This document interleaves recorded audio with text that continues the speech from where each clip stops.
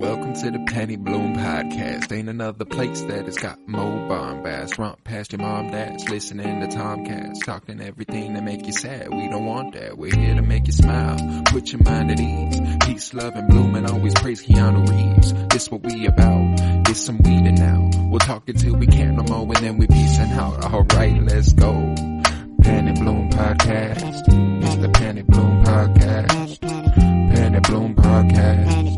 It's the Penny Bloom Podcast. Penny Bloom Podcast. Penny Bloom Podcast. Hello, everybody, and welcome in to the Penny Bloom Podcast. Today, we continue our top 100 favorite movies ever. This is part 2, the 80s, not the 1980s, 80 through 89 on the top 100 of our lists here. I am Colton Robertson. I'm joined by Joseph George. What's up, homie? Oh, what up, what up? Always a pleasure to be here. Oh, and it is always a pleasure to have you. And for those of you joining us for the first time, perhaps, don't. Go back and listen to the first part, 90 through 100. You don't listen to a top 100 and not get all 100. That's wacky. You got to go ahead and listen from the bottom to the top. And I think that's the way to go. But, you know, if this is the episode you're going to stick around for, this is the episode you're going to stick around for. So I'll go ahead and explain. This is our top 100 favorite movies ever. Not the top 100 best movies ever. Neither me or Joe feel we are suited or, qualified. Sure if that exists in the first place. Yeah. No, who can say if a top 100 best movies ever exists? And it's not subjective. It's all subjective. It's art, baby. So we figured we would make lists that nobody could tell us was wrong. They're our favorites. Doesn't matter how good the movie is. You can't tell me that it's wrong. I like a movie more than another movie, and I won't tell you the same. We could disagree. I'm okay with that. But you can't tell me I'm wrong. If you try to tell me I'm wrong, then actually you're wrong. You're wrong for saying I'm wrong. That's how favorites work. Yeah, that's how favorites work. It's just not how favorites work. So yeah, we each have a top 100 list. We gave our 90 through 100. So far, we have no movies in common. Yeah, I wonder. So far, so good. I wonder how long it'll be until that happens. I mean, and I can't remember if you said any that I also have on my list, but as far as within the same episode or within the episodes we've covered, neither of us have said the same movie. So far, 22 different movies have been discussed, 90 through 100, and we're going to take it all the way up through 80 this week, 89 through 80, and I am ready.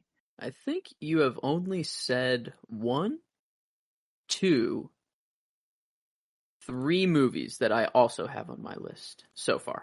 Yeah, you've said 3, actually 4. Never mind. All right. I think that if I recall correctly, you did not have one that I have on my list at all. I wouldn't think so. Yeah, your top 100 is a lot different, a lot more exclusive for a movie like I don't know, Cat in the Hat or Over the Hedge. You know, I had a little bit of fun with my last 10. You did have a good time, and no, I did not have any of those. Now that I'm looking at it, The Incredibles was close. That is, I told you I was thinking about going and adding it to the list. I went to add it to the list, and it was already on here, just below 100. So it had occurred to me at some point that it deserved to be on here.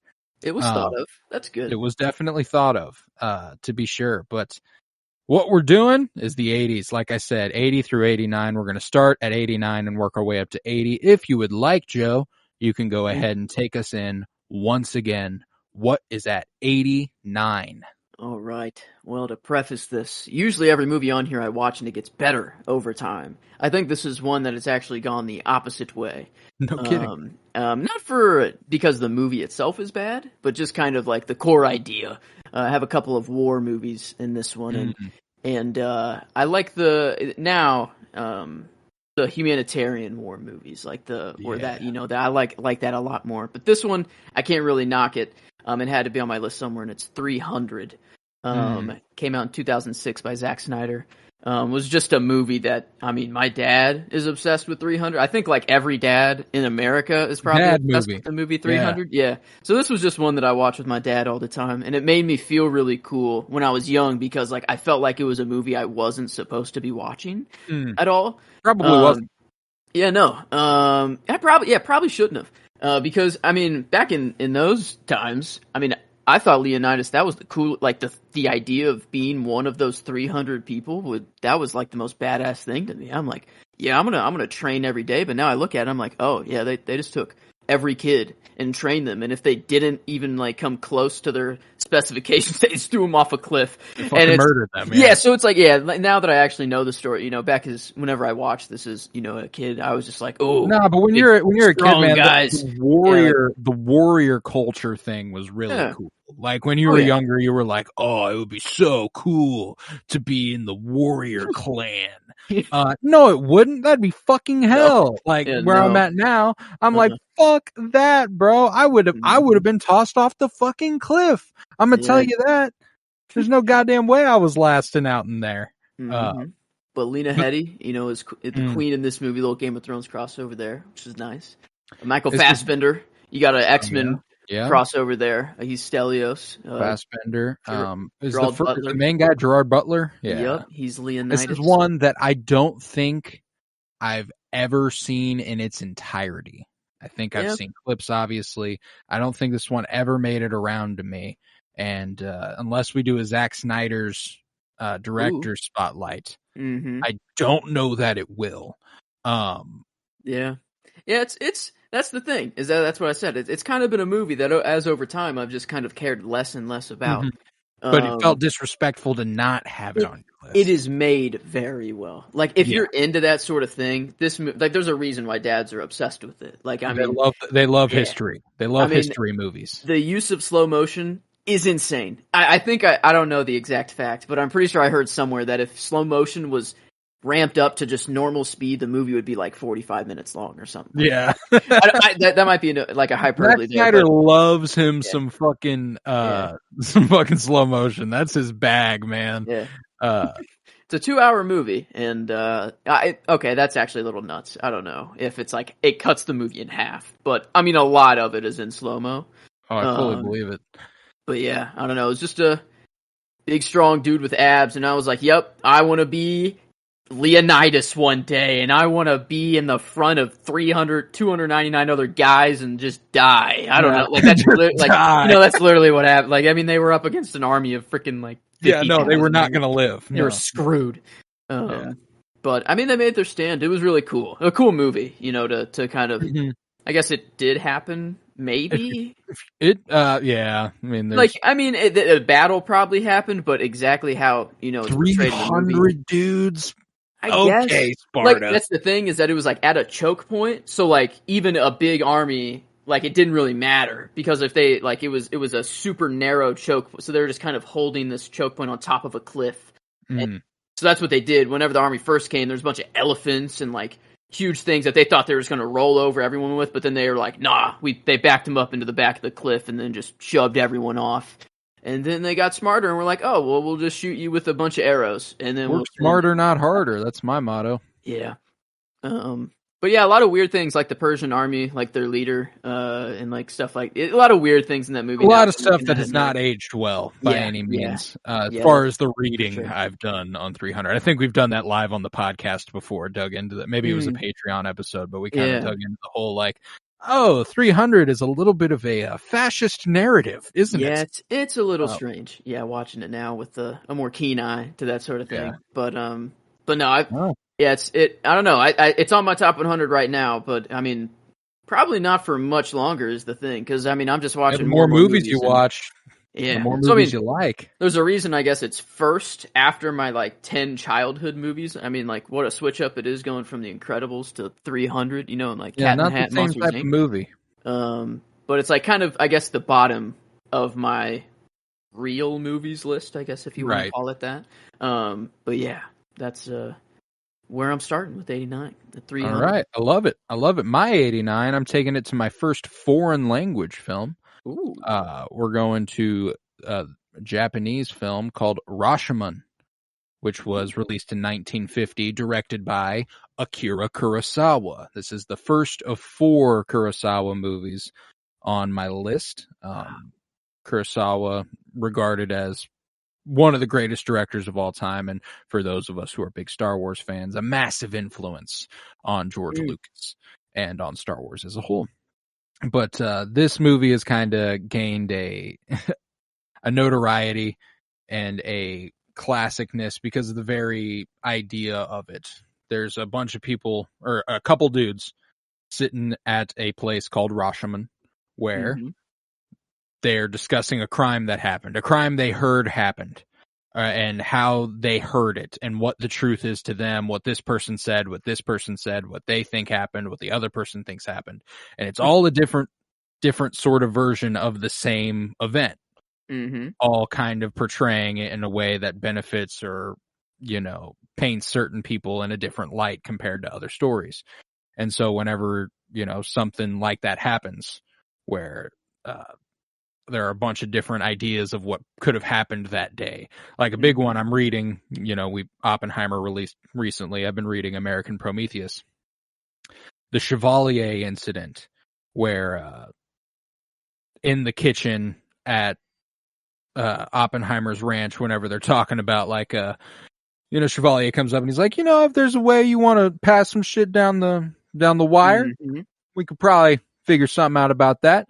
And Oppenheimer goes, well, that's treason. There's a version of that story where Kitty is the one who tells Chevalier that that's treason.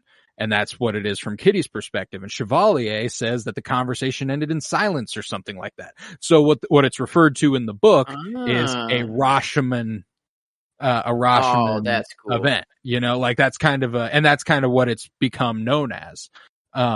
There's a Simpsons joke where Homer describes the movie Rashomon, and I'm pretty sure he describes it incorrectly, and someone goes, no, it's this, and he goes, well, that's not how I remember it.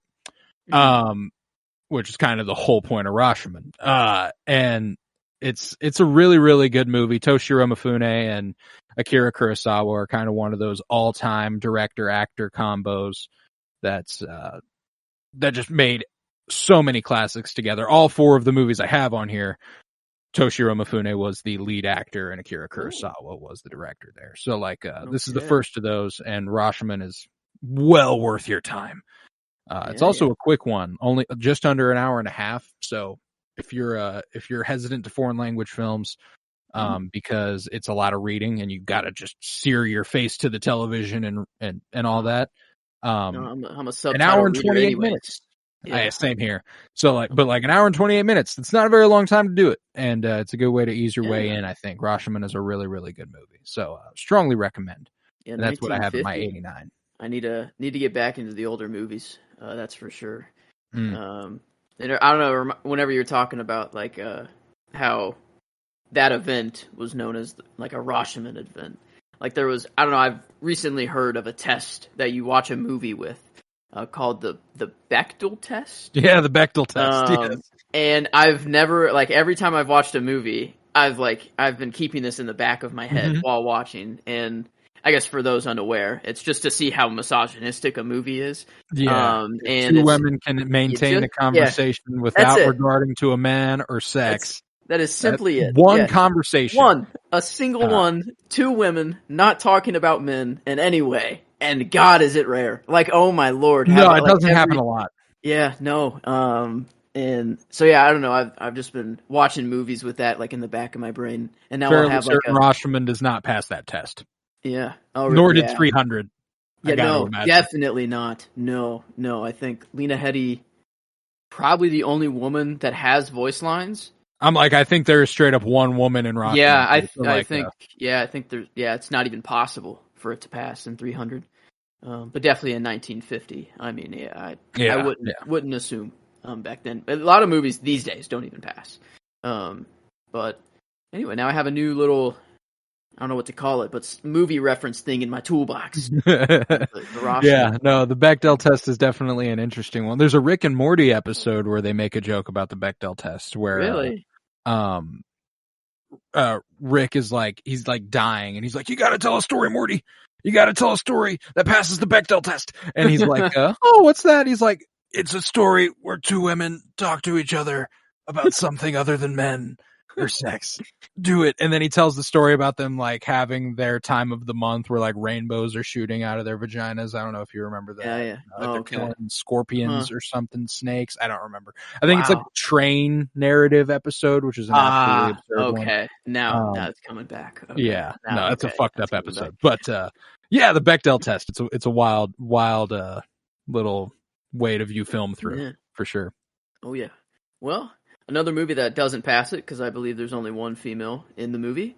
This is a kind of I think a lesser known horror movie, but it was probably the first movie that actually scared me. And we had, and I'll get the movie out, I guess.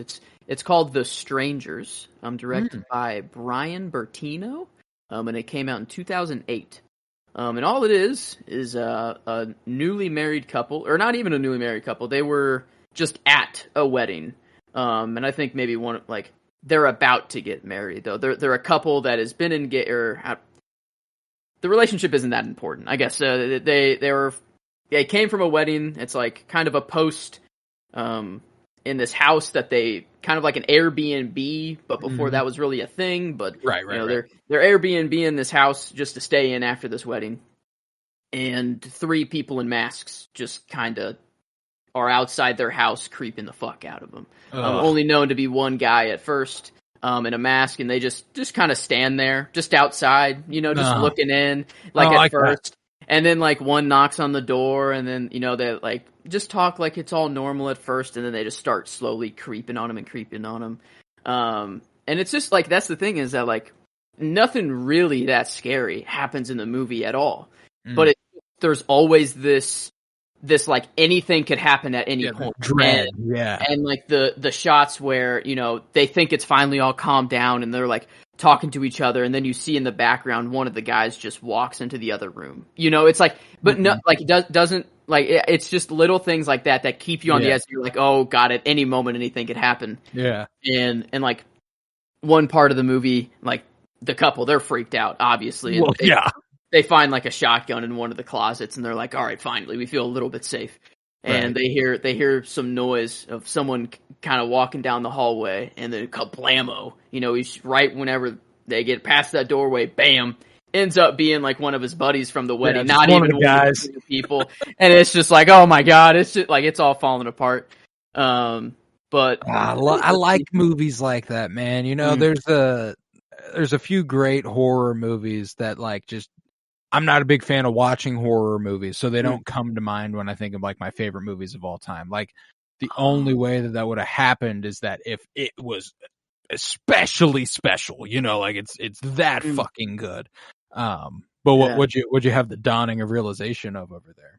It was we had these scary movie nights over my uncle's house, all the time, and we'd always watch them Jaws would be kind of a first movie we'd watch. Nothing that's super scary, but kind of gets you in that thriller mood. And then we'd watch 3 movies a night, maybe sometimes even 4.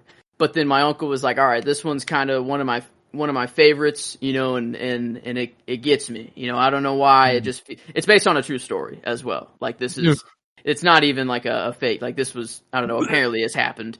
And the people there's some Mormon kids that were just going around and trying to, on their bike or whatever, and they came up on the house and found this couple, and all just in a mutilated, blood everywhere. Cool. That reminds me of When the Stranger Calls, or When a Stranger Calls, if you're familiar with that one. It's the call is coming from inside the house. That shit fucks me up. Yeah, but I just clicked on IMDb. Liv Tyler, the main female lead cast. Big horror movie girly too. Yeah, Lord of the Rings. She's the Galadriel. I don't know. Let's see. Arwen. No, that's Galadriel is Cate Blanchett. I don't know why I said that. Arwen. I just remember her scene, and I still haven't seen those movies in full, but I remember her scene in there. But she's also in Incredible Hulk. She's Betty Ross. Yeah, she's Betty. Incredible Hulk. And that's, I don't know, kind of. Oh, she's in Ad Astra as well. She's Eve in Ad Astra. Wonderful actress. Yeah, she's a talented lady. And then the main dude is Scott Speedman. Let's see if he's known. Yeah, not really. I guess anything else that's popping up that I know him from. But no, it's just a really thriller-filled movie. Like, it's just your heart's pounding for a lot of it, and that's the kind of horror I love. There are a few jump scares, but like it's really only like maybe one or two jump scares over like the whole movie, and it's just outside of a window and you see their face and they're just standing there or something like that. But a lot of the horror comes from just the building. I don't like anything where dudes just standing staring. Yep. Nope. I'm good, bro. Why are you doing that? And there's a little girl with pigtails like this? Just swinging. There's a swing set. She's just out there in the dark, just swinging, just super slow, like just a little bit, and just stare at them the whole time. It's like, yeah. Nope. Fuck no. Yeah. That's one of my deep, dark fears, especially like I got like a woods in my backyard, like a little wooded area, just past our fence line. And like if I'm hanging out outside, I can go for a while, and then no matter what, every single time at some point it will occur to me, what if someone's just standing out there? Yep. And I'm like, nope, I'm good. I'm gonna go back inside. Could be in 5 minutes, could be in an hour and a half. But once at some point enters your mind, it's over. Done. Like it's like, yep, nope, okay, I'm done. Like yeah, I go out just look at the stars and like the moon and stuff all the time, and then there'll just be some noise that's probably just the wind or something blow, a bush, and then I'm like, oh well, that sounded a little too human. A wind chime in the distance. Just nope, fuck no, sorry. I've had my fun for tonight. Yeah, I'll go back inside. But yeah, just I don't know if. I kind of a lesser known horror movie. I think not a lot of people know about this one, but I really don't know. It's not that great of a movie, not a masterpiece or anything. But if you want just a creepy time and your heart to race for a good probably 2 hours or so, or an hour and a half, that's I like that. That's all it is. But yeah, The Strangers at my 88. 88. I like it. I like it a lot. My 88 is a movie that previously was not on this list and just kind of climbed after I got honest with myself. After the first episode, after the first recording, it became much more clear to me where I wanted certain things. I was like, okay, I guess I just wasn't being honest with myself when I made this list. Now that I've said things out loud, I know what feels right. So there were a few movies that were outside the top 100 that elevated. Rashomon was one of them, and my 88 is another. This is where I have 2020's Tenet, directed by Christopher Nolan. Wow, this low. Okay. Yeah, no, it was one of those ones that was outside my top 100. Period. Wow. So, okay. Yeah. This has also changed since we recorded our episode on Tenet. Oh yeah, I've given it a rewatch since then, and ahead of Oppenheimer. I've gotten real with myself, and in anticipation of Oppenheimer, I was like, oh, you know what you gotta do? Dunkirk into Oppenheimer. You gotta do Dunkirk into Oppenheimer. The World War II duology. I did not do that. Yeah. Didn't feel like it. Dunkirk was a really, really, really good movie, and I liked it a whole fucking lot. But I've had no urge to revisit it since we talked about it. Not as rewatchable as Tenet. Tenet is extremely fun. And there's one, if I'm being honest with myself, I'm coming back to watch Robert Pattinson a little bit. Fucking love Robert Pattinson. He's if he's in anything, I'm there. It's a guarantee. And Tenet's one that I've watched a couple times in the last month, and once for the first time, once for the second time. And first time, it took a little adjustment, kind of talk through it and being like, oh wait, yeah, I did like the second time I watched it. I fucking loved it. So I liked it a lot, and that's why I got it at 88 here. Tenet. Yeah, that's kind of the opposite of 300. 300 has just been going down, but Tenet, like, I remember the first time I watched it, I liked it, and I thought that it was really cool, but like I just didn't fully get what was going on. But the second time that I watched it, which was for Nolan Spotlight, I'm like, oh wow, no, this is like a really cool movie. I got it pretty high up on my list actually. So I mean, We'll get to it in a couple weeks, several weeks actually. Nice. Is the thing? Yeah, I like Tenet, and a much more rewatchable movie. That's for sure. I feel like that's the thing with Nolan movies. You kind of get something a little more every time you watch it. Makes a lot of timeless movies, it seems. But yeah, I don't blame you there. Dunkirk. I still have it really high on my list too, but not as rewatchable, I think. No, for sure. But yeah, okay. Well, moving on to my 87 here. I have another horror movie that I think is a little lesser known as well. Not sure, but it came out in 2012 called Sinister, by Scott Derrickson. Director of Doctor Strange. Oh, wow. Didn't know that one. But we got Ethan Hawke in here. He's the lead actor, and Juliet Rylance, maybe is how you say it, is the mother. But this one is I don't know, Ethan, he's I'm pretty sure he's like an author. He writes books. And his wife is like she makes like miniatures, like very detailed miniatures. I don't know, they're both kind of like artists a little bit. Right. Life's finally doing a little, they're doing well, have a little bit of money now behind them, and they move into a new house. But it's a really, really nice house for a pretty cheap cost. And, they're getting the house tour. And nice little convenient price they're looking at. Real estate person is like, there's not a lot of people really like this house. They say a lot of weird things happened. Oh, yeah, by the way, a family of 5 was hanged right outside of this house all at the same time. They were all murdered here. And Ethan Hawke's just like, well, it's not going to happen. That happened to them, not us. This is our house now, our home. So they just kind of go on, and they're just normal for a little bit. Everything's fine. Nothing's really out of the ordinary. But then Ethan decides to, I don't know, maybe I want to call him by his character name here. Ellison Oswalt. I love a first name. Yeah, but he goes up into the attic, and he finds a bunch of like film reels and even like a camera, like a film camera a projector that can play them. And he plays the films, and it's the killer from the last family, and he's just this kind of demented. I don't even know if he's human. It's kind of like a boogeyman of sorts. Ooh, but he slowly just is torturing the family, and then you just see it one family member by one family member just getting tortured. Damn. And the last film is of the family getting hung, and then it shows him putting the box up in the attic, and then the whole lore or thing behind this monster is he won't come kill you until you watch those clips. Of course. If you wouldn't have watched them, nothing happens at all. It's kind of I don't know. That's how he comes alive, I guess. Yeah, the guy's like, got your ass. Yeah. You didn't know until the end, but now you know. Yeah.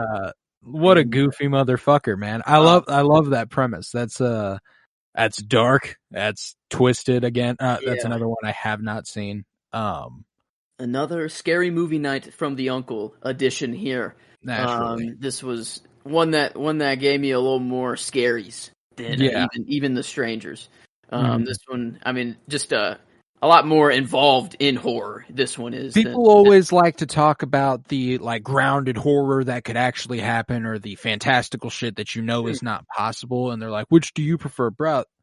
I prefer the fantastic, from a perspective of having the most fun. I prefer the fantastical shit that's there's no way this fucking happens, because it doesn't scare me as fucking much. I think that the real stuff does get a little scary, but if there is somewhere about 60-40 in the middle, that shit fucks me the fuck up. That's scary shit. Whenever it's it's real enough, it's real enough. No, fuck that. I don't like that. Yeah, they don't even really dive into where this guy comes from. It's just is. It could be a human. I don't know. I don't even know. He's just he has a mask or something. He has a beeper every time it goes. He's like, oh shit, another person watched the tapes. Gotta. Yeah, that could be it. Yeah, who knows? But nah, yeah, this like it's every time I'm thinking of when I go into a house, if I ever hear any story like this, it's just like, yeah, no, okay, I'm good. Like I'm not, if I find an old box in the attic, I'm just gonna, not for me, you know, I was okay without it. I'll be all right without it, you know, for the rest of my life. So, yeah, attic, I don't know. I've always had the kind of this weird fear of attics, but this one just turned it up to 11. But yeah, Sinister. I don't know if 2012. I think I said, yeah, Scott Dickerson. Yeah, Doctor Strange. I would not have guessed that. Yeah, very. There's a lot of those horror directors who end up going on to make superhero movies. You know, Sam Raimi kind of setting the standard there with with his shit. Scott Derrickson, a big one. David Sandberg did The Conjuring and stuff, and now he did Shazam 1 and 2. Like, there's a lot of that sort of feel. It's a fascinating pipeline. People going from horror to superhero movies. I think it's the camp of it all. You know, there's kind of there's an element to the unbelievable that they try to make feel real. Yeah. And, okay. Yeah, I see that. That's. I guess that makes sense. Yeah. No. Yeah. Making someone scared, and now you just flip it and make someone happy. You know, well, I mean, I love when you can see it kind of bleed through into the superhero movie. I mean, like Raimi, he was never like, "Oh God, this is so fucking terrifying." His horror was more based in the camp of it all and being like, "Whoa, I'm gonna make a fun fucking movie where a bunch of dumb, scary shit happens." That's kind of what the whole Evil Dead franchise is. Even in Spider-Man 2, like that scene of Doc Ock waking up and killing all those doctors. Osborn and in Spider-Man 1, whenever he like the flashes, the random jump scares that and then Peter dreams about. And then whenever he busts through Aunt May's wall and scary shit. Finish it. I mean, and then obviously the design for Venom and himself and Spider-Man 3 formula. Yeah, no, but I mean, Caecilius and Doctor Strange. He's not exactly scary, but like if you're young, it's like, oh, that's freaky. That's freaky shit. Is scary. No, that is scary as a kid. Yeah. But yeah, learned so much about these directors and like actors that I never knew were in these movies until just now, like just having the IMDb pulled up. But yeah, I know it's a fun little process learning who, like, even if you're not like, wow, I like 10 of this director's movies. If you like 2 of them, you're like, oh shit, I kind of fuck with this guy. You know what I'm saying? Like, and that's how that goes. I appreciate like the smaller scale of that sort of thing. It's a lot of fun. But my 87, what I've got here is this my first? No, it's my second animated movie after Soul. 87 is where I have 2022's Pinocchio, directed by Guillermo del Toro and Mark Gustafson. It's Guillermo del Toro's Pinocchio, as it is formally called. That's like the actual name? Yeah, it's Guillermo del Toro's Pinocchio. Like Zack Snyder's Justice League sort of thing, you know? Okay. Is that the actual name of that movie? Zack Snyder's Justice League? That's just not what people call it. Wow. I didn't know that was that is the name of the movie, which is kind of fucking baller. If you as the director, it's not just like this is this person's movie. It is literally the title of the movie. That's kind of, you got the fucking sauce at that point. Like, you've been handed the keys to the kingdom, and Guillermo del Toro absolutely was with his stop motion masterpiece. That is Pinocchio. This is the one that has like 100,000 shots or 150,000 shots or something like that.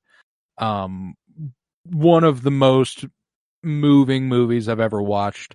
The animation is so brilliant. It is so fucking good. Ewan McGregor voices Jiminy Cricket, and he is fucking good at it. This is probably my favorite adaptation of Pinocchio, including that OG cartoon that we used to watch when we were younger, you know, or at least what I watched when I was younger. Just incredibly innovative, incredibly creative. Guillermo del Toro is the shit. And he said that he's going to be primarily doing animation from now on throughout the rest of his career. He'll still make live action films, but animation is where his heart's at right now. And man, if this is any sign of what's to come, he's going to make some of my favorite movies of all time, because this is at 87 simply because I've only watched it once and haven't watched it since. And I watched it as soon as it came out over a year ago. And I know I fucking loved it. I know if I rewatched it, this shit would launch up the list, but I needed to have certain things that I just kept where they were, because I revisited a lot of stuff and I kept launching stuff way up the list. And I'm like, I got to keep some things where they are, or else it's just a vicious cycle where I'll keep watching the movies and they'll keep rising, and et cetera, et cetera. But Guillermo del Toro's Pinocchio is so fucking good. Strongly recommend. Game of Thrones crossover. David Bradley as Walder Frey. Yes. Geppetto, I guess, in there. Kate Blanchett, freaking Christoph Waltz, like Tilda Swinton, like it's a crazy cast. Yeah. I don't know. I still haven't seen it, but I've it's just of what you've told me about, like just the craft of it in itself. And that doesn't even begin to discuss like the story of it all. You know, an incredibly innovative take on the tale of Pinocchio, and I can't recommend it highly enough. Yeah. Okay. Well, switching gears here for my 86, back my last horror movie, at least for a little bit, for this episode, that's for sure. But this one, I don't like the gore and nasty stuff, but this one doesn't have too much in it. But the later movies are known for that. This is quite the franchise, but I really like the first one, and it's Saw, 2004 by James Wan. And I remember went on to direct Aquaman. Dude, what is up with it? Yeah, this is a real thing. Yeah, just horror directors going on to do superhero movies. But man, no, Saw was, I guess, like the later movies, I mean, they're just gory like crazy. But this one, it was more of, I don't know, you just have Jigsaw right there in the room the whole time. And when you're watching it for the first time, you're like, yeah, that's just a dead old dude. You know, you're not giving any thought into it whatsoever. And then he's just the mastermind behind it all inside the room the whole time. Like, I don't know, it really is just two guys just in a room together trying to figure out like why they're even there in the first place. And like just how like the mystery slowly unravels. Like you have Danny Glover, he's like the lead detective in it, and he's like obsessed with Jigsaw, slowly finding out more and more. But I don't know, I just like the climax of the movie, I guess, you know, is I kind of always forget how Michael Emerson, I know him from Lost. But he's kind of like a helper for Jigsaw. And he has one of the main dude's family captive. And the guy has to get out of there, but they're shackled up, so he just chops off his ankle, you know, with a saw, and that's, he just climbs on out of there. But I don't know, just first time I watched it, just that twist of Jigsaw being there the whole time and standing up, like, who knows how he was able to stay that still for like hours and just not have them know that dude's alive, just laying there right in the middle of their room. But for some reason, like, I was on board, and I'm like, yeah, no, Jigsaw's like not a murderer, actually, like legally, because like he gives them their own chance to get out of these things, you know, like, and they're bad people. So like he doesn't actually do the murder, but like he's obviously the one kidnapping them and putting them in the situation. I don't know why, like at one point I like defended Jigsaw. Like I thought of it just as like, if you're gonna be a killer, be like this guy, you know. But like, make it fun. Yeah, but like, and that's the thing, is that like he in the later movies, I guess he captured like way worse people, and like we're like, yeah, you've just done heinous crime. But these guys, it was like a doctor that didn't give him the treatment that he wanted or something was one of them, and then the other was just a dude who like stalked, just like just took Tom, who lives down the street. He's my neighbor who's kind of annoying. Yeah, and I walk outside. He goes, "What's up, neighbor?" And I just want to fucking kill him. Yeah, and, that's Jigsaw. let's put him in a room, just torture him before he dies, and just let him go a little crazy before he God dies. damn. You know? Yeah, no, again, another franchise, never seen a single one. Yeah, I mean, the franchise it gets crazy. I mean, like, There's about to be Saw 10. yeah, and Saw Patrol, the sad attempt at, like, trying to replicate Barbenheimer here is, like, no, like, you know, at least with Barbie and Oppenheimer, like, people were gonna go out to see those movies, but, like, who's gonna go see Paw Patrol that's not an actual, like, parent or child? No self-respecting adult is going to watch Paw Patrol, the mighty whatever the fuck. And no one's really even gonna watch Saw either. Like, no, I'm not seeing either. No, yeah, me neither. Saw's in my top 100 list. I have no interest in the 10th movie. I mean, like, I've probably seen, like, I was just looking into Michael Emerson. He's in this one, and he's in Saw: The Final Chapter, which came out in 2010. Yeah. Like, he apparently, I don't know. He was like a helper. I remember that one. Yeah, that's all. The other Saw movies are such, like, this foggy just mess of just, it's just montages of people dying in the most crazy ways, and, like, you got to be fucked up to even come up with these situations. Like, whoever's writing this shit is just demented in their own right. Like, to come up with these situations, to put, like, a bear trap on someone's, like, face, and then it just has a timer connected to it. If they don't get a key out in time, it's gonna rip their face open. Oh, and by the way, that key is inside of someone's stomach that they have to get out with a scalpel and dig around and find the key. Jesus fucking Christ! Yeah, that person's not dead either; they're alive. So yeah, it's like, my God, that's just the first one. That's just movie number one. They go so crazy, eventually, but yeah, this one, it's a lot more narrow than all the other Saw movies. A lot more just there's a point, it feels like. Yeah, thriller, a little bit of psychological thriller in there too. I would say so. You know, yeah, it's even if you're not the one being killed, there's a certain psychological effect that watching this happen to someone else will have on you. Yeah, it's. I mean, goddamn, they come up with some wild scenarios. James Wan, you nutty motherfucker.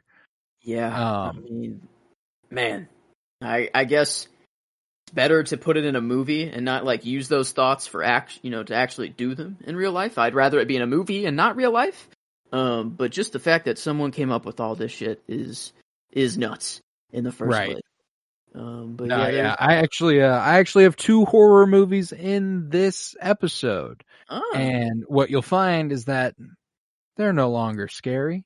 Maybe they were at the time they came out. Now they're just certified classics, and they're enjoyable to watch without knocking my fucking pants off. My 86 is Night of the Living Dead, released in 1968, directed by George Romero. This is kind of the movie, as far as I can tell, that gave us the modern perception of zombies as it's portrayed in film. Yeah, that's sad. The only reason I even know this movie is from COD Zombies, or that I know George Romero. I thought George Romero, yeah. Yeah, I thought he was a character made in Call of Duty. That's why he's in Call of Duty Zombies, is because he kind of birthed zombies as they are known modern. That's pretty sick, though.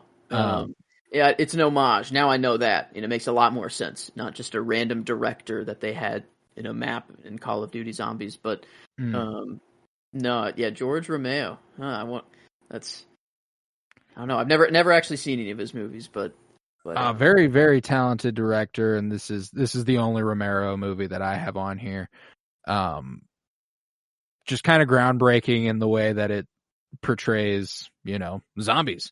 I like zombie movies. That's one of my favorite subgenres of, like, I call them Halloween movies more than I do scary movies, because they're not scary, but I like watching them around spooky season. It's just kind of the vibe, the creature feature monster flicks. Yeah. Those are a lot of fun.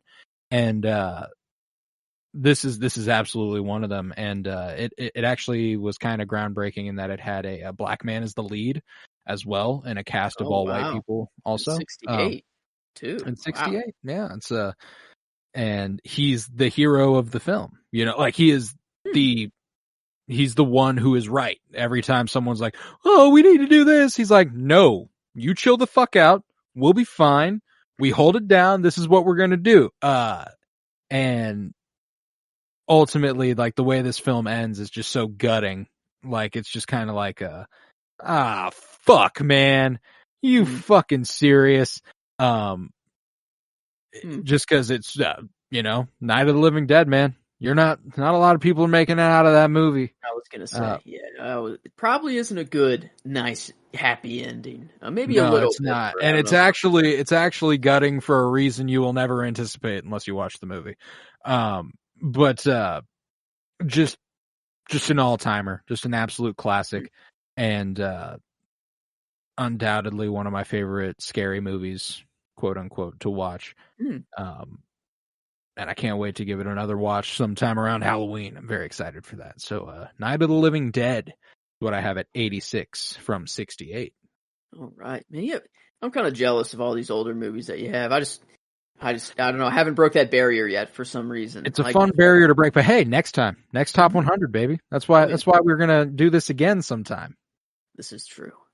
And in the horror streak, moving on, I guess kind of a little thriller-ish, but not really. I have at my, what are we on? 85? Captain Phillips in 2013. Paul Greengrass directed. Okay. But yes, starring Tom Hanks. I am the captain now. Yes, that's a that's classic. Well, I mean, if you want to just anyone anyone who's seen the movie, you know that line, or people who probably haven't even seen the movie know that line. No, that line broke the barrier from being a movie reference to just being a pop culture reference. Yeah.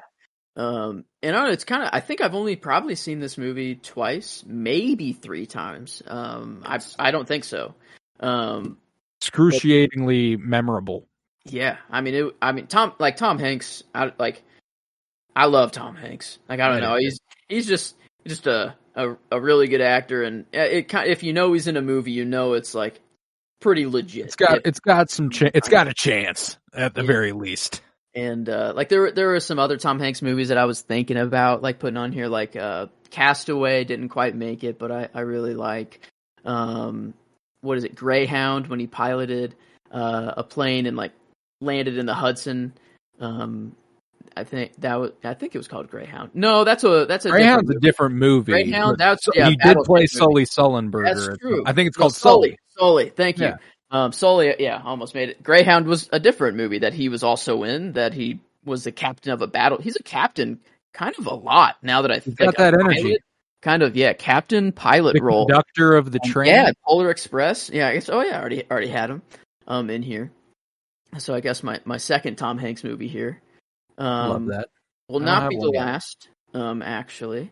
But I don't know. It's just a very memorable movie that I remember watching, and after watching, I'm just like, man, that was like, you just know when you're finished with the movie that that was a great movie. Like, that's, I'm glad that I was alive during this movie coming out. Now, I bet like I saw it like probably when it came out. I'm fairly certain I saw it in 2014. Like, it was kind of a cultural moment in an odd way where, like, I remember very vividly in middle school seeing it with like multiple friends, which is kind of bizarre. Yeah. Yeah, I don't think Captain I saw it in Phillips. theaters. Yeah, I don't think I saw it in theaters. Well, I don't think I did either. I think it was like we bought it, we like rented it at home when Probably it was a like Redbox a group of type friends movie. over. Yeah, I think this it feels like a Redbox movie night kind of movie.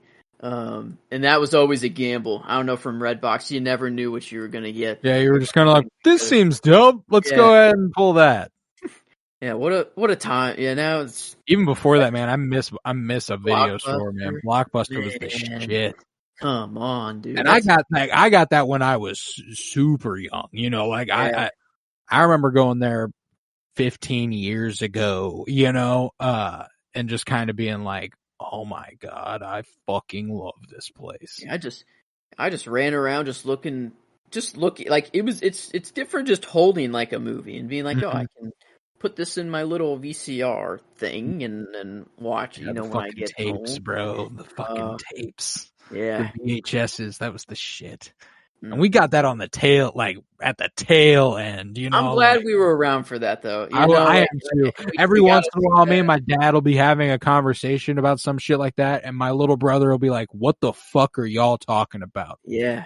One time we told him that we had a box TV that's back was about 2 feet, like 2 feet long, Mm-hmm. foot and a half or something like that. And he was like, "What the fuck?" Yeah, he was like, what's "Why?" that even for? What's the point? What's the it was a giant fucking cube, basically, and heavy as shit. Yeah, it was not light. So heavy. But yeah, when you rewound a VHS, you didn't see what was going on. You saw a blue screen. That's what we were telling him about, how if you got too close to the television, like your hair would start to stick up, the like static. the static. I would rub the TV and then run to my brother and just shock the shit out of him. All the time. Exactly. Exactly. My brother was like, no idea what the fuck y'all are talking about, and I was like, God damn it, that makes sense. That's crazy. It was one of those times where I was just like, man, I'm only 23, bro. Like, I am by no means old, and I'm not trying to act like I am, but the way times change is kind of bizarre, and I've gotten to witness it in the very slightest sense. And it was kind of the first time I did. But yeah, big time Redbox movie, Captain Phillips. Yeah. But I don't know. One I need to give a watch again. I haven't seen it in so long. I love me a Tom Hanks movie, and I've been watching a lot more with him lately. I don't know. Every once in a while, I'll just turn on a movie, and I'll be like, "Oh yeah, Tom Hanks is in this." You know, like it's just been kind of happening a little bit lately. And I really like Private Ryan. Didn't make my list, but now it could have been one of the war movies. But pretty sure that's a Spielberg right there, Saving Private Ryan. Yeah. Oh yeah, it is, and he's got a crazy fucking catalog, man. Yeah, he does. But I'll get to him a little later on. There's a few Tom Hanks Spielberg collaborations: The Post, The Terminal, Saving Private Ryan, Catch Me If You Can. Like it's a Bridge of Spies, fruitful little category there. Tom Hanks, Steven Spielberg. Oh yeah, Asteroid City as well. I'm like, I swear there was a movie he was very in recently. Sort of new. Well, that's one of my favorite Tom Hanks performances. Period. Like absolutely love him in that, and we will get to that. But in the meantime, I'll go ahead and do my second horror-ish adjacent movie. Kind of it's another oldie, another kind of trendsetter, kind of setting things in motion that wouldn't otherwise happen in horror movies, and thus they seem like parodies of themselves at the time you watch it, because you're like, wow, this is so elementary, seemingly, compared to what everything else is. But because it's the first one that did it, it's actually one of the greatest movies of all time. And that movie is Psycho, directed by Alfred Hitchcock, which came out in 1960. And I said elementary. People are going to, film heads are listening to this, they're going to fucking flame me for that.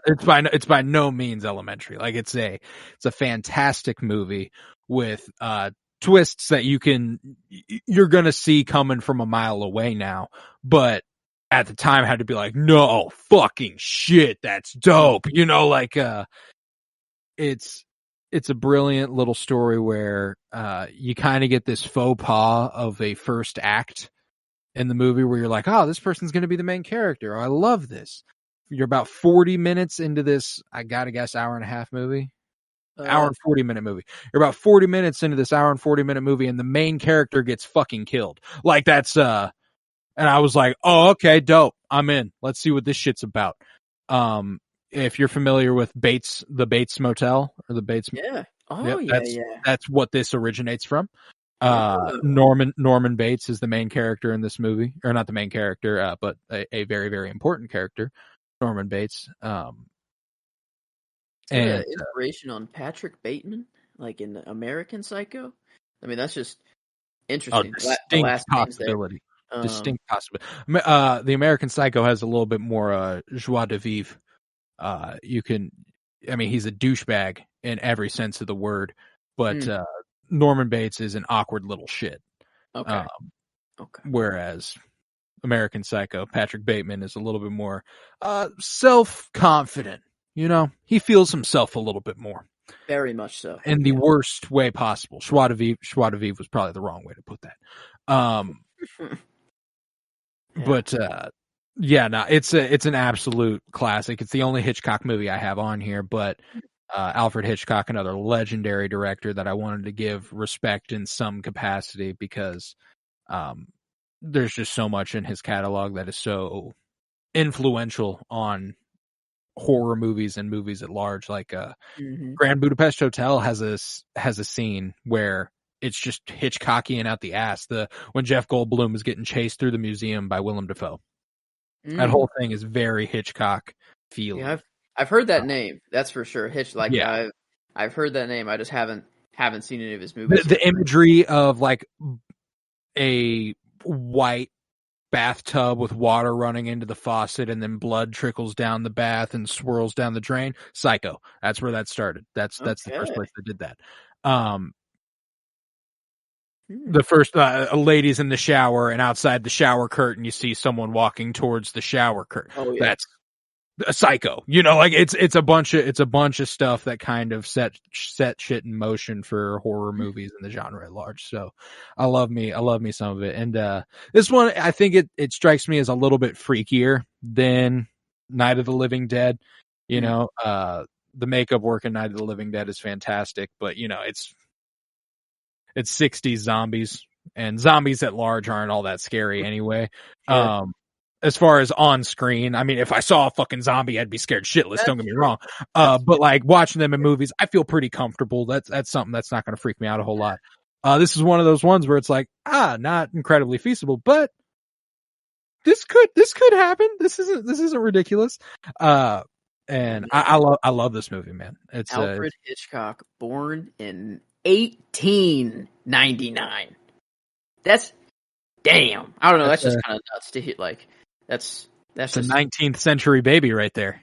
1800s, man. I mean, at the very tail end of it, but man, it's just crazy to think. Like, I don't know why I always think of like a black and white movie as like just this ancient thing, but like it's not really that long ago. 60 years ago, man. Yeah, it's like it's not really that long. And even then, like it was only an option. Like there was Technicolor movies and like those. There were colored movies in the 30s and in the 40s, you know. But like there were people who were like, "I'm going to make a fucking black and white movie." Like that was just. It was also more expensive to get it colored. Like all these sorts of things. So like, might as well just make a black and white movie until you could just shoot film in color. And when that could happen, it was Raps. Yeah. And I mean, some movies didn't even have audio. It was some, you had to, you saw them talk and then you read it. The subtitles weren't even there on the screen at the same time. It was a whole separate thing. You read afterwards. Heading down to the picture house, going to catch one of them talkies. Talkies? Is that what it is? Talkies it's what they called them once they could hear them. They were silent films. Silent. Is that just what they called them? Silent film. I feel like there's a name for them for some reason. Like I don't know why. Might have been movies because that's all they were. Yeah, I guess they were. I guess yeah. And it's returned to being just movies again. Huh. I don't know though. I wonder if that's so interesting. They were always called movies, or pictures. Pictures was a popular term. I don't know my history all that well. Not during that time period. Like we call what do we refer to non-speaking movies as now? Oh, silent films. Okay. I don't know why I thought there was like a single word for them. I'm pretty sure. I don't know what that would be. I'm pretty sure it's just silent films. Yeah. But okay. Well, no silent films on mine. There are a few I want to make it around to, but I just haven't yet. No silent films on this one. They're all talkies. Well, we're heading down to the picture house. I'm going to catch a talkie. See, I do have 100 talkies on my list. Nothing but talkies. See, no silent ones yet, but maybe one day. But moving on to what are we on now? 84. 84. I have a war movie here, and really, the reason I like it, a big reason is just visually, this movie is kind of insane. And it is Sam Mendes's 1917 that came out in 2019. A lot of numbers being thrown around there, but just a World War I movie. And I mean, I just remember like watching this for the first time, and like some of the shots are just incredible. Isn't running that, along. it looks like it's all in one take. Yes, the whole movie. Like, Yeah. I mean, it like you never stop. Like it is, you are just going and going and going. I think you might like sit down for a little bit with like at this town that's kind of just all rubble, and there's like this one woman and a baby that have like just taken shelter there. They haven't left, and like they're just, and then this like they meet with them, and like you kind of sit there for maybe like 10 minutes, and then like I think that might be the only time in the movie that's really like where it stops. But I mean, yeah, it's just you're following this like soldier the whole way through the movie, and just seeing like how like just how war affects people, and like what they just had to go through, and it's just like, God, like I like one shot, like it's trench where they're in the trenches. This dude has to go tell his captain to not attack. I forget the reason why. I think they're like, I don't know. They had to call off the attack. Benedict Cumberbatch is the captain to get to, or general, or whatever the title may be. But he has to get to him and tell him, no, call off the attack. But as he's running, like in front of the trench, you just have like, I mean, it's like this one shot, like just pulling back, and like you just see explosions, just the front lines clashing, and like just the absolute chaos that it was. Like the actor ran into another guy, fell down. Apparently, it wasn't even supposed to happen, but they just kept it in because it was like authentic. I mean, it feels real, and that's like the whole movie. It feels just so authentic. Oh, that's cool, man. It's an incredible achievement visually with a specifically an action war movie. Like imagine how much effort went into that. Like the pyrotechnics and the special effects, like the explosions and stuff, all happening when they're supposed to, like just kind of masterfully blocked and choreographed. Just I've never seen that movie. That's one that I still have not watched. I have one on my list that appears as though it is all in one take. But it is not 1917. Yeah, it's very well, like visually is just insane. Like even when it's dark, it is not a horror. I mean, not a horror, not an action movie by any means. Like it plays like a play, you know? Yeah. Oh, you mean your movie does? Like that's like, okay. Oh, but that's kind of what those Warner movies kind of feel like, because there's no cutting. It just seems like acting that never stops. Yeah, there's no pauses. And man, I wonder if they like. It'd be so weird because maybe they did it chronologically, but like it's so weird to think that these actors are just hopping in, shooting scenes, and like it's not chronological. You know, they probably didn't shoot it chronologically. That just doesn't make a lot of sense, you know, like logistically. It's like if we're in this location, we're gonna, I don't know, maybe it is. Who knows? And it does vary movie to movie, you know, like some directors are like, we're gonna shoot it this way because it would make it feel more real, you know? Yeah, like I mean the practical, like there's that scene with that mother and baby that were there in that town that's super just destroyed. It's at nighttime, like super dark, and they're running away from people. And then like the town, like one building catches fire, and like you just see all the reflections like off the ground, off the water, like off the fire and things like that. But really it's just they built this huge light set. Like I mean like ginormous just lights everywhere, like light array. And like it sold the effects so well that like you're thinking like there's not really a shot in this movie that you're like, oh, that's obviously like computer, you know, generated or anything. Like it looks real the whole time. Yeah, man, love shit like just that. Very gritty, and you know, not a very humanitarian-esque. You know, I mean, like it is kind of like let's stop fighting, like at the end of it, and like you know, we don't even need to do this in the first place. But it's like. There's a very basic level to a lot of war movies, like a very basic takeaway that I feel like if you're making a war movie should be how you feel at the end, which is, wow, this fucking sucks, doesn't it? You know, like that's, if you're making a war movie, at the very least do that. And I think a lot of them do a very good job at just accomplishing that. Like, the idea of just being drafted and thrown into that situation is absolutely insane. But yeah, But yeah, my 84, 1917 and 2019 when it came out. But I have my 84 is the first one where I think it's kind of like down here, huh? Like, okay. all the way down here, huh? Okay. Is the first of 3 superhero movies in a row here at 84. This is where I have Spider-Man from 2002, directed by Sam Raimi. Oh. Yeah. Told you it was gonna feel like I don't have many superhero movies on here. I think I have 7, maybe.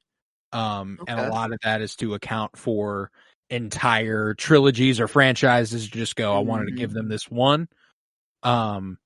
This one is actually not one of those cases. This is like the Spider-Man 2 and 3. I truly don't believe I enjoy quite as much as some of the other movies that I put on here. I do, and I love those movies. Like, that's the thing. I love all these movies, and Spider-Man 2 and 3 are both outside the top 100 on this list. They're just not in the top 100. Spider-Man it's a special one, man. We just talked about this a couple weeks back, for the comic book movie Journey Through Film. Probably a couple months back now, but,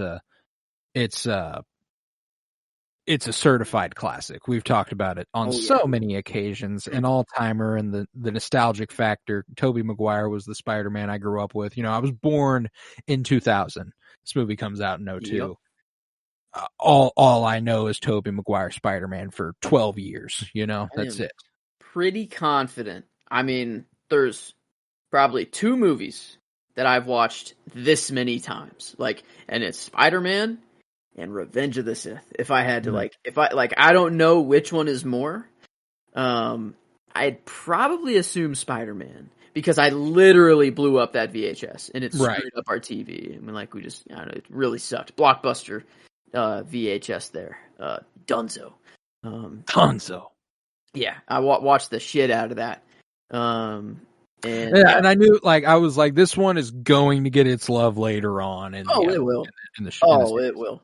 Yeah, so I feel that was another thing that I always fall into whenever we do top 100s, is going okay, well, I can give some shine to other movies because I know Joe is going to give shine to certain stuff, and this is one of them. However, it's just in terms of my top 100, I love all these fucking movies. They're just a lot of movies I love, man. It might be a little lower than you think, actually. I don't know. I don't know where you might think I do have it, but it's not even my top comic book movie of all time. I have 2 above it. I think this might be the first.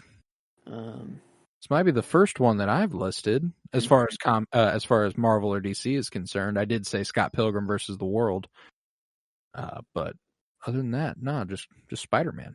Yeah, I mean, I love me some Spider-Man, and that was my childhood.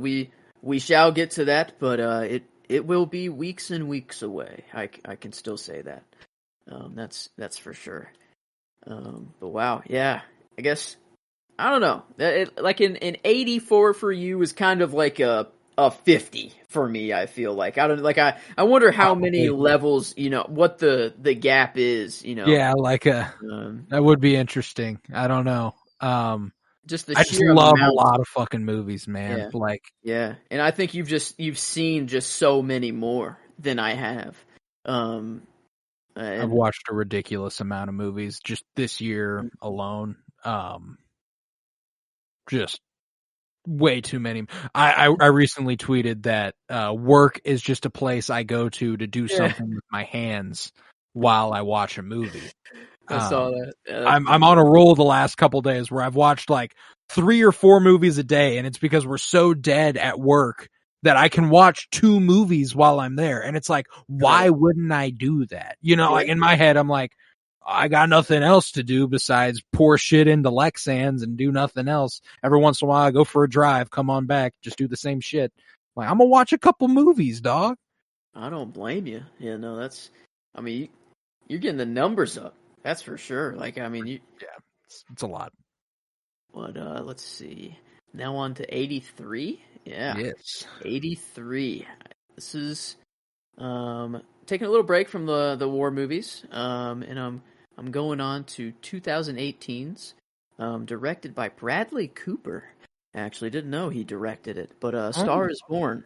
Yeah. With him and and Lady Gaga. Lady Gaga. Oh yeah, and I mean, the first time I watched this, like the ending, like that, I did not know that's where it was going. Now I watch and I'm like, man, how did I not know that that's where it was going? You know, now. But it really took me off. Like, it shocked the hell out of me when the first time I watched it. And I was just like, no, I was a mess at the end of this movie. And I don't know, just a hell of a performance by Lady Gaga and Bradley Cooper. Like, just the singing talent they have in it alone. Like, I don't know, just made some very good songs in this that I still listen to. And like I loved whenever like Bradley Cooper would go around like with like Gaga on some of her tours and they'd sing the song together, like, and people were like, oh, fucking palpable. Yeah, dude. people were like, they have to fall in love, like they have to get married. I like, can't remember what award show they performed at, but it was like it was either the Oscars or the Grammys, but they performed "Shallow" together, and it was like, actors are so good at what they do, dog. This is so convincing. Like, how do you not like how do you not fall in love with someone like that? You know, it's just business for them, which is insane.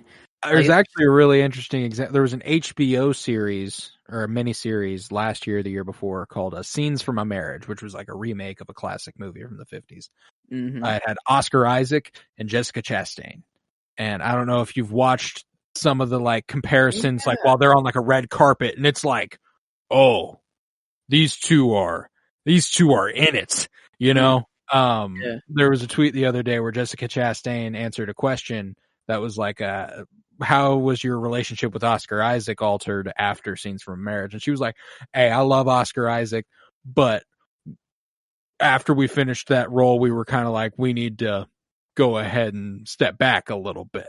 Like they left set asking, what are we type shit. Holy crap. Like that's some intense stuff, you know? And that's how, like, if you want to make a good fucking movie, like a good fucking movie, sometimes you get engrossed like that. It's kind of like, and this is one of those times where Stephanie Germanotta, Lady Gaga, and Bradley Cooper, they were in it, man. They felt like they were in it anyway.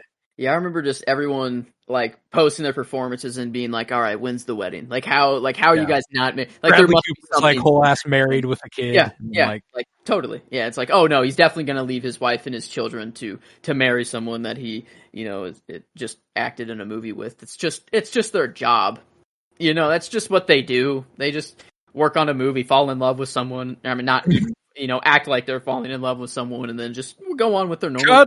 Hey, have a nice day, buddy. Deuces. Yeah, insane.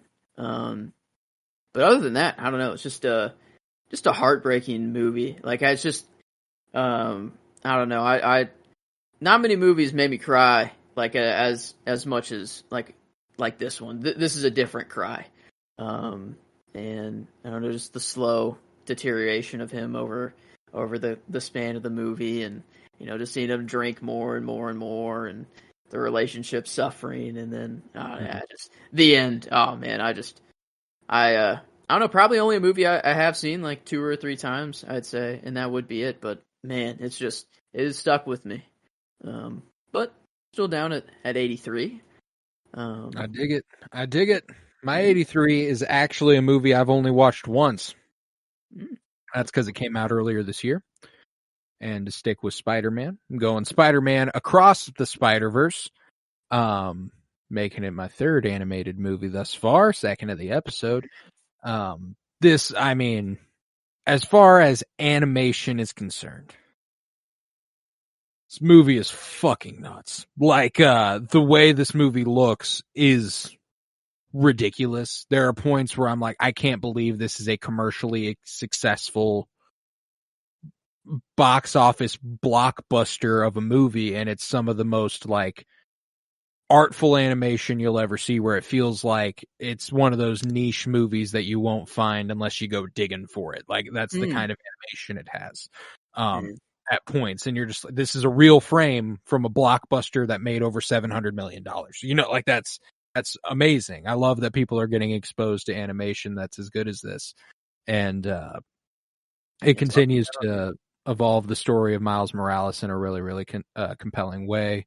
Continues on the first movie, which is much, much higher on my list.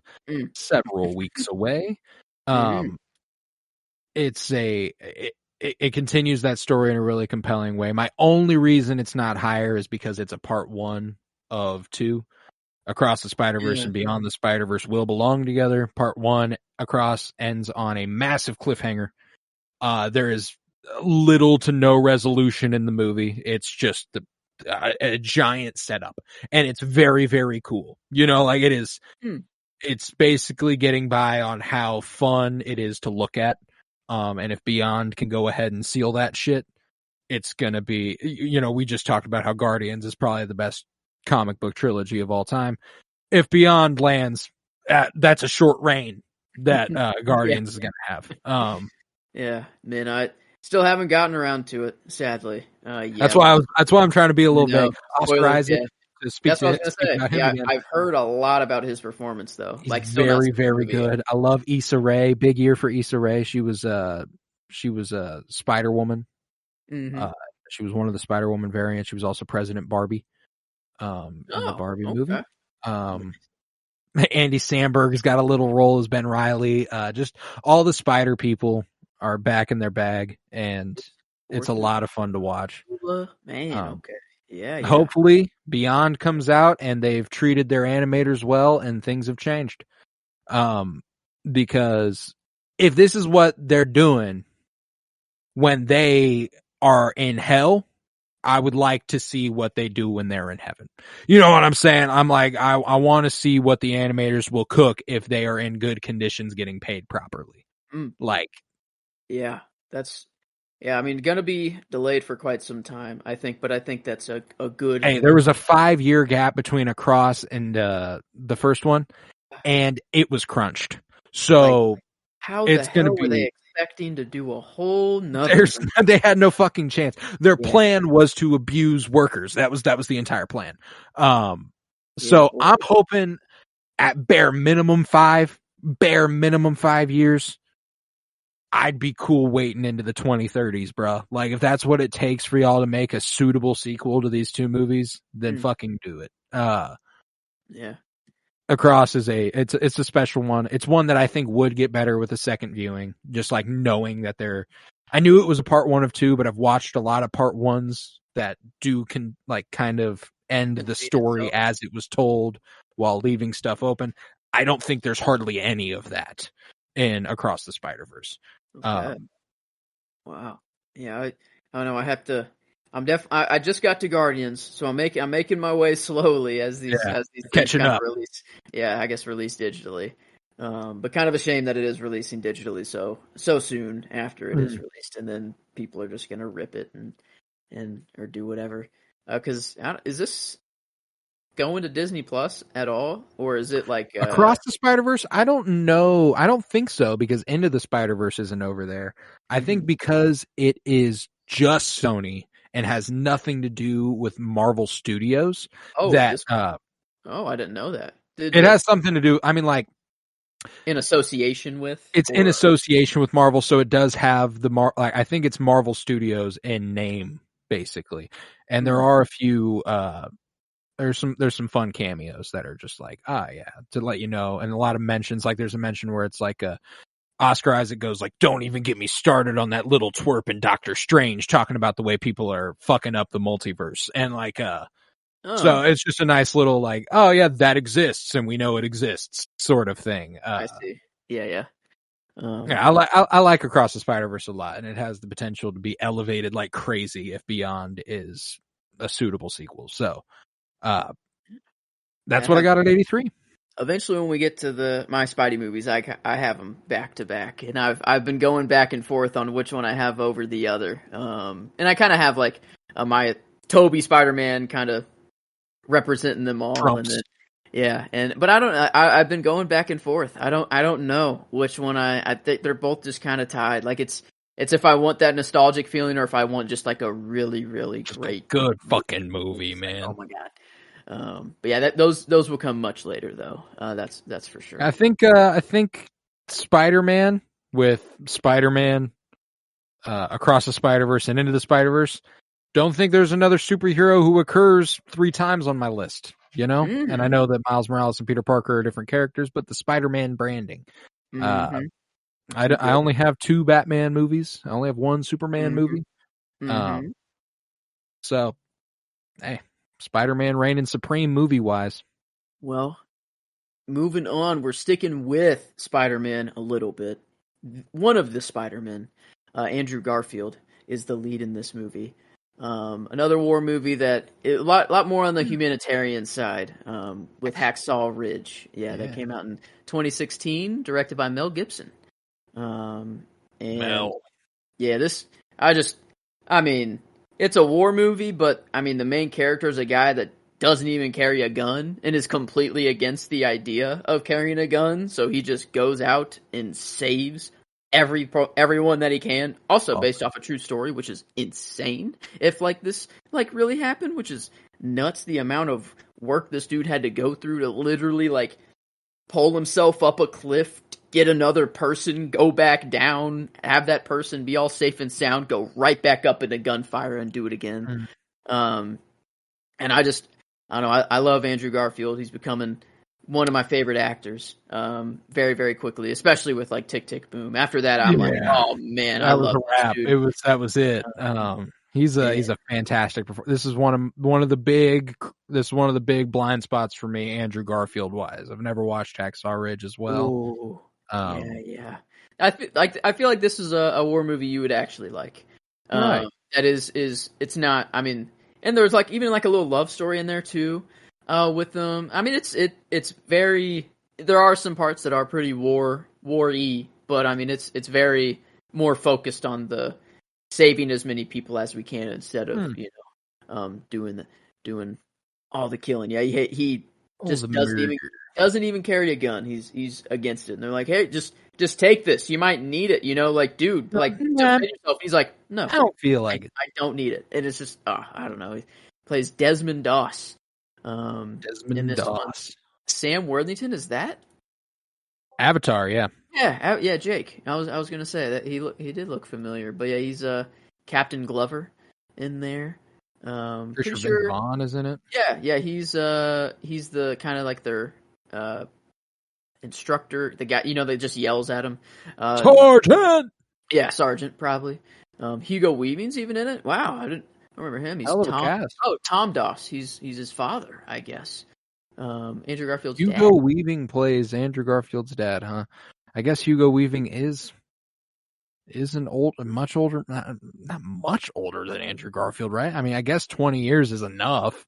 Yeah. I could be his. I mean, I would assume the dad. Same last name. Could be a brother, I guess, maybe. But Hugo Weaving was born in 1960, and Andrew Garfield was definitely post 1980. Would be my guess. I'd say 1983. So 23 year age gap. That's more than capable of being his father. That's kind of wild. I guess whenever I think about Hugo Weaving, I think about Hugo Agent Weaving Smith. 25 years ago. So, he was 40s. But man, no, this one, I don't know. I'd say you could get behind this one for sure. All right. I'll have to give it a look-see. It's always been one that I've been intrigued by because of Andrew Garfield, and pretty much solely because of Andrew Garfield. There's not a lot else that draws me to that movie, because I'm not a particularly a fan at all of Mel Gibson. But Andrew Garfield, that's tempting. I like that. Oh, Braveheart.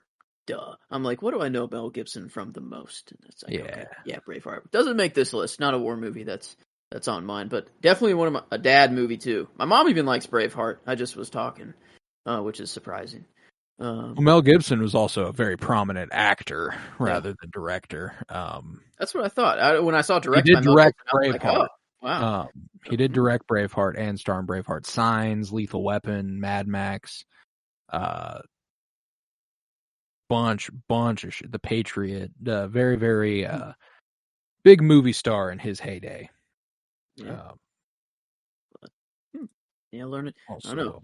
learning Who's just the so much shit? about. Yeah, I've heard. I don't know why, but I have a memory that he's not the best dude for whatever No, not a reason. great guy by any Um, means, Mel Gibson. so, Not the guy. Not my guy. But and my 82, right? Right. Yeah. Yep. I got my second James Mangold movie. The first was Dial of Destiny. His send off to a historic character and a historic actor.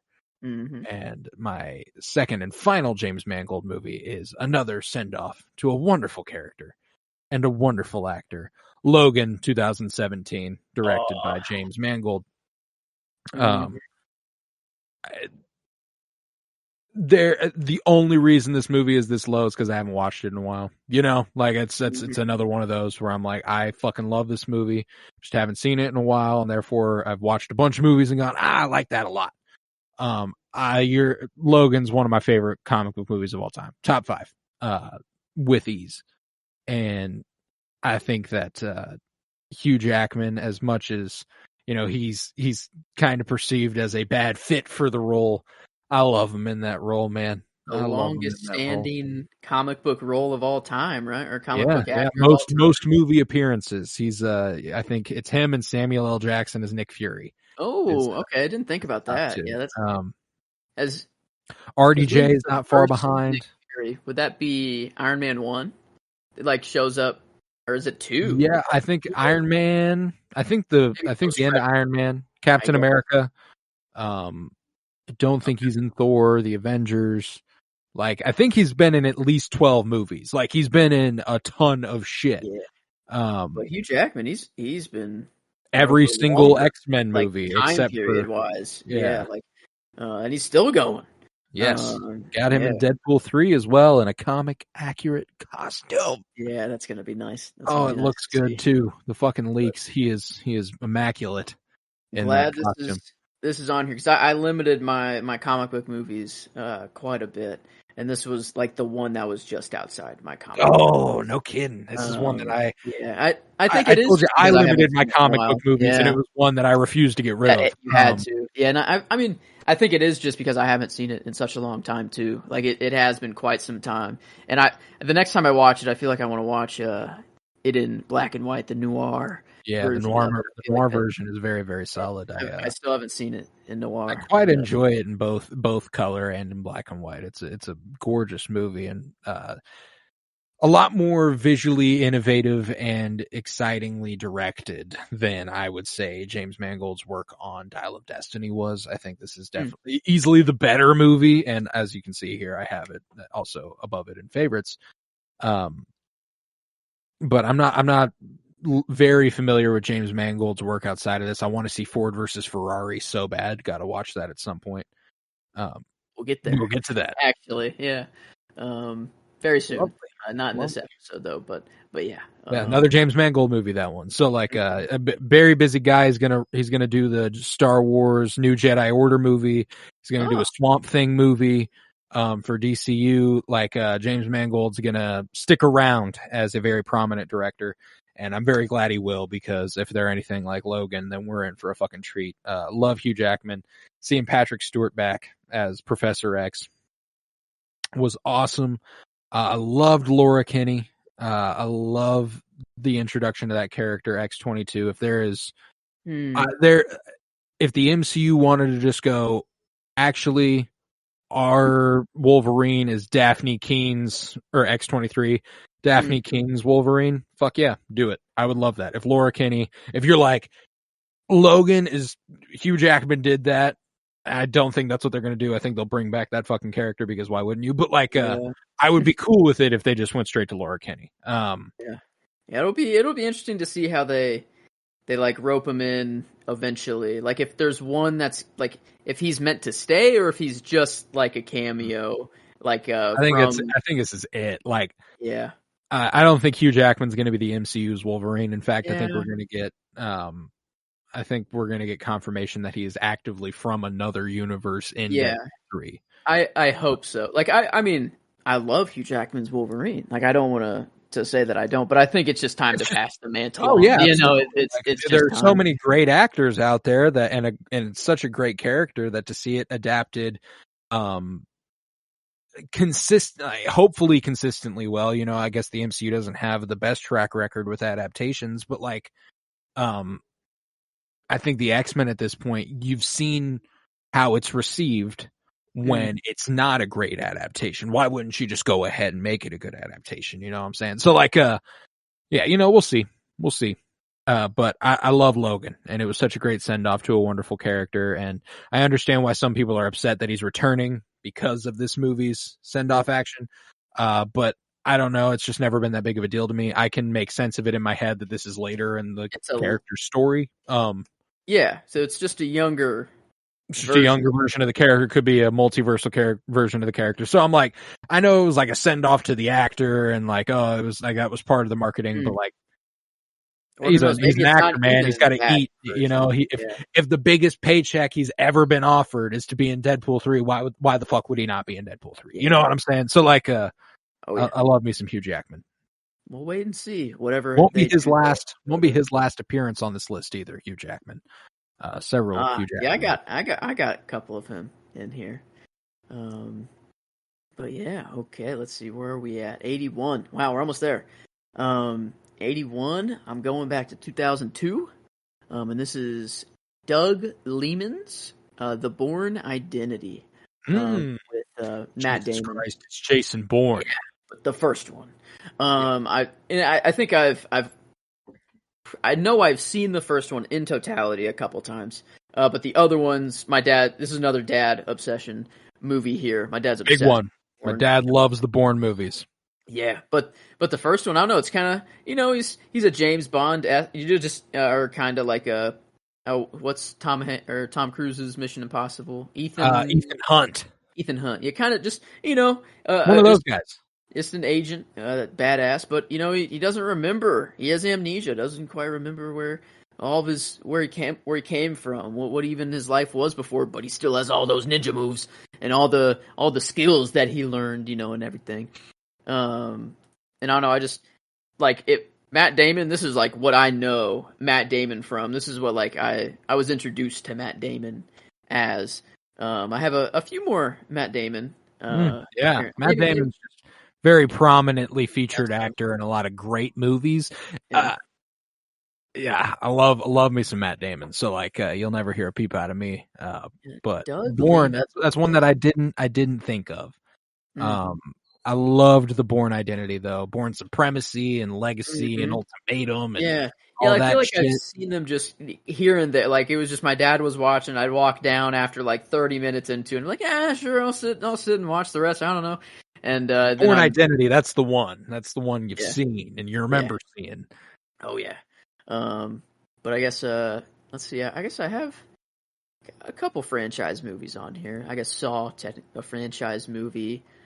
This one, Bourne Identity, is, I guess, no, Star is Born, not franchise, just a remake. I didn't know that Barbra Streisand was, you know, a few.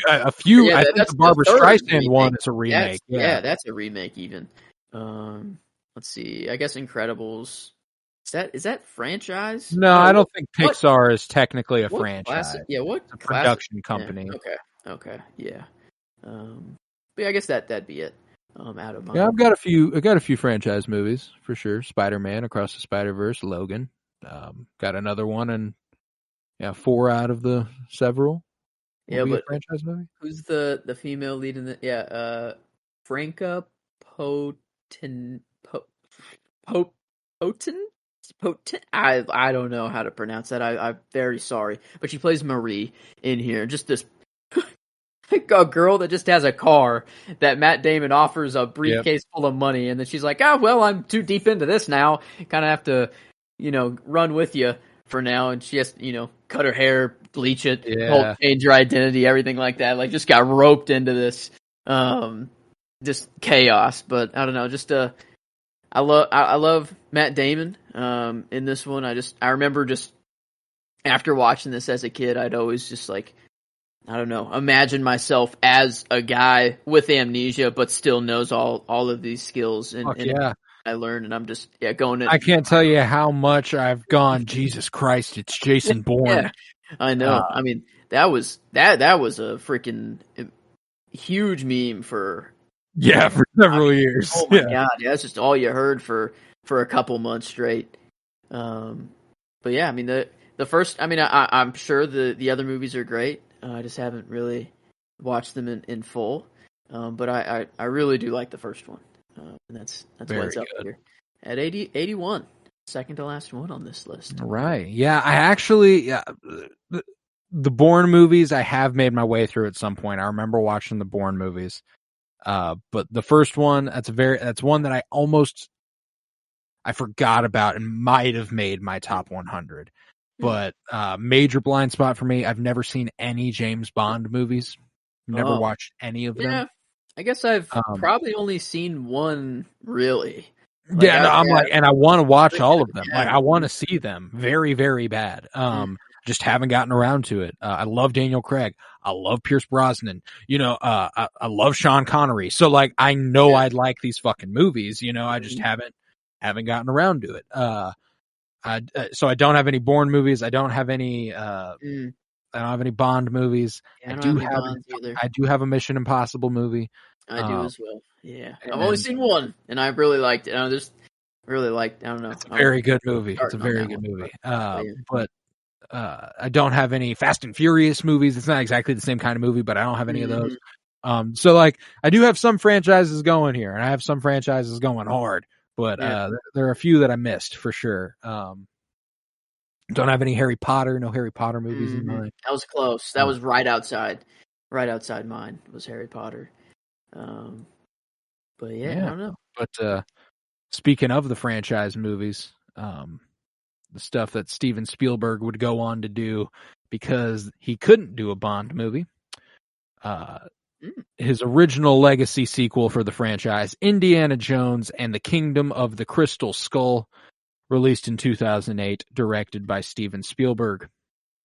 I fucking love Indiana Jones. This movie catches an insane amount of shit, and people have gone back and looked very fondly on it after Dial of Destiny. So they're like, oh wait, maybe Kingdom of the Crystal Skull wasn't so bad. And if there was another Indiana Jones movie in 20 years, they'd go, wait a minute, maybe Dial of Destiny wasn't so bad. It's just how time works. But I love Kingdom of the Crystal Skull. I love Cate Blanchett is the villain in that one.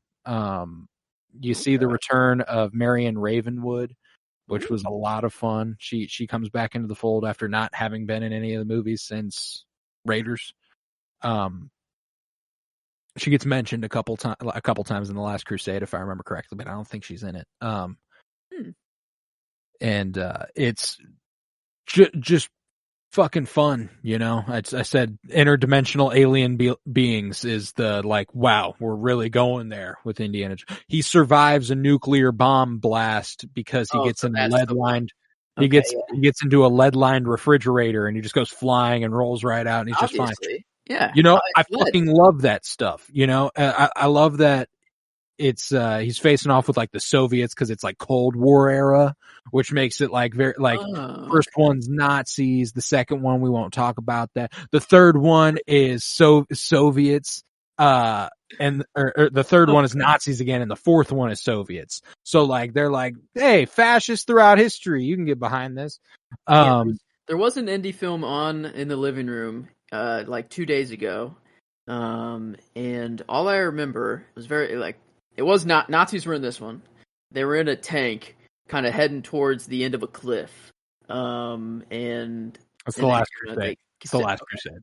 Okay, I was wondering just which one that'll be several weeks away. That's another one that I don't have for a while. But Kingdom of the Crystal Skull, it's one that I'm comfortable putting a little lower in my top 100. Like I said last episode of the top 100, because I had Dial of Destiny at 90.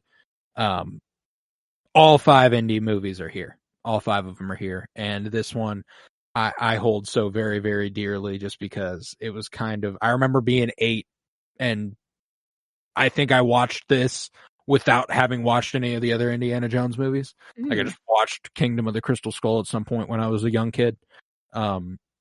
And it kind of planted the seed in my mind that I would eventually love Indiana Jones, and I absolutely do now. And Be the coolest job ever. Just an adventurer, really. yeah, No, fucking you just archaeologist. God, that'd actually be so cool It would. to do.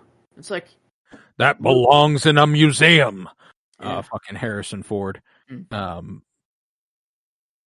Love Harrison Ford to death, man. And this was he was fantastic in this one. And him having to act off Cate Blanchett pretty much the whole time as the villain of the movie. Like I love Cate Blanchett. So that's another reason I love this movie. It's just a goodie, man. I love the Indy franchise and Indy 4.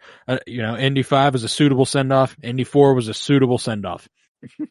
Indy 3, also a suitable send-off. So, like, I appreciate that they just keep letting Harrison Ford say goodbye to the role. Maybe one more. No, there's no way after this one, right? Like, this is the final goodbye. Not after. Yeah, no more Indy movies. This is. If there's another movie set in the Indiana Jones mythos, I'm hoping it's Key-Kwan returning as Short Round because he's in Temple of Doom as like a young 8-year-old sidekick to Indiana Jones, or 10-year-old sidekick or whatever. And I'm hoping like maybe one day we can get a Key-Kwan spinoff, or Phoebe Waller-Bridge was really good in Dial of Destiny. I hope they kind of give her something too. But that was something cool about Dial of Destiny that I forgot to bring up last week, is that Phoebe Waller-Bridge voices L3 in Star Wars and Solo. And Phoebe Waller-Bridge's character L3 gets loaded into the Millennium Falcon, which obviously Harrison Ford very famously piloted. So it was basically him and the Millennium Falcon hanging out all throughout Dial of Destiny. That's cool. It's a fun little meta crossover. But Kingdom of the Crystal Skull, man, I love it. It's got that 60s vibe, 50s vibe, late 60s, I think is more accurate. But yeah, man, it's fucking good. Oh yeah, definitely a franchise. I'm getting maybe late 50s. I might be tripping, but regardless, Cold War around there sometime. If it's. I'm like, Dial of Destiny was 70s, and he's like much older in Dial of Destiny than he was in Kingdom of the Crystal Skull. So I'm going 50s. Because they had like the greaser pink lady vibe. So it's 50s. It's 50s. Yeah. Yep. 57. Yeah. Late 50s. And 57. So there you go. All right. Well, I guess we've reached the top of this list so far. Number 80. And we've had a lot of dad movies, I guess. Like movies that just dads like. This one's a mom movie, I think. I think this one's a mom movie. Yeah, no, at least my mother is obsessed with this movie, and I feel like it's on the living room. I am not shitting you. Like probably 2 times a week. Like it's just all the time. And it is in 2009. John Lee Hancock directed The Blind Side. The Blind Side. Yeah, with Sandra Big Bullock. mom movie. Yeah, I don't know. My mom, it's one of my mom's favorite movies. She likes The Blind Side, Mamma Mia, The Proposal. I think she just really likes Sandra Bullock.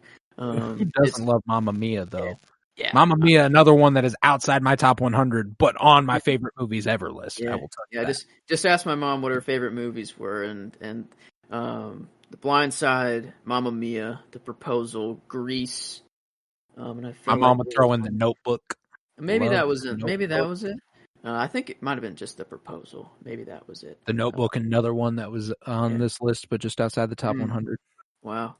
But yeah, no, The Blind Side, just a feel good movie. Like, I mean, I'm not one for like sports movies, but that's not really what this is about, really at all. Like the football is very, very a side story compared to like the main story. Just like an adopted son. Like they eventually adopt.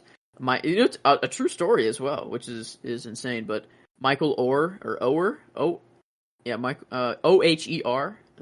Orr. Just in, his mom kind of, I don't know if she purposefully gave him up or just kind of he left on his own and kind of was finding his own way. But then Sandra Bullock, just took him in and then eventually adopted him and made sure he went through school and then eventually went on to be, I think, the first pick in the draft eventually. Like he was Pretty sure he got Michael Orr was drafted. a big deal. Played for the Titans. Played for the Ravens. Yeah. He was a very, very prominent Oh, yeah. O lineman in the league for a long time. But man, my mom, she's an easy crier. That's for sure. She'll cry at very, very simple things. But man, this movie, it is like there's so many cries in this movie that she has, and she'll like just walk away at some points now. Like she's seen the movie so much that she's like, all right, I don't need to cry again at this. My for the 1,000th time, she'll just walk away and like go do something in the other room, and then wait for it to be over. But no, I don't know, just a really good feel good movie that's just another one of those that my family just watches all the time, and still to this day. Like, I mean, it's on all the time downstairs. I think I don't know what channel it's on, but it's on live TV all the time. Yeah, very TNT TBS ass movie. Sounds like it. Yeah. Oh yeah. I feel like there's probably like a Blindside marathon where it's the only movie on all day or something. Yeah. I don't know, but or maybe just there is a Blindside channel at this point. It seems like watch this movie for a while. but yeah, you like it. We know you do. Mm-hmm. Just it feels good at the end of it. But yeah, I don't know. Oh yeah, all right. The Blind Side, yeah, that's one I haven't seen in years.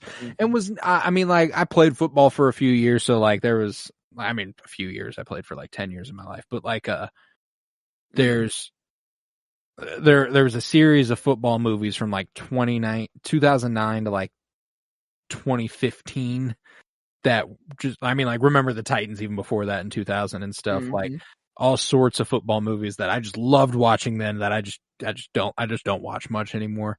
Yeah.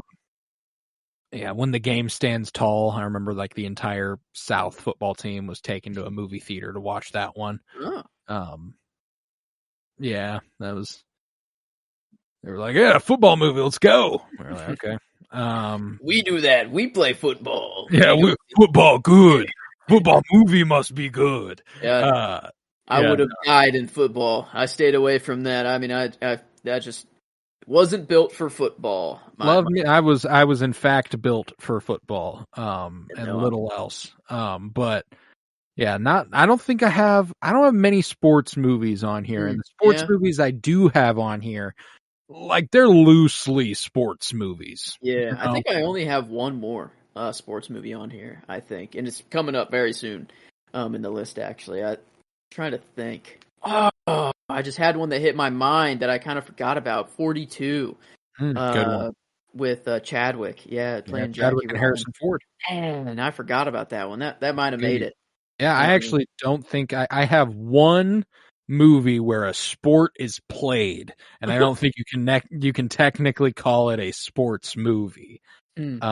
Which, there's a lot of sports movies I really like. I loved The Sandlot, when I was younger. Oh, yeah.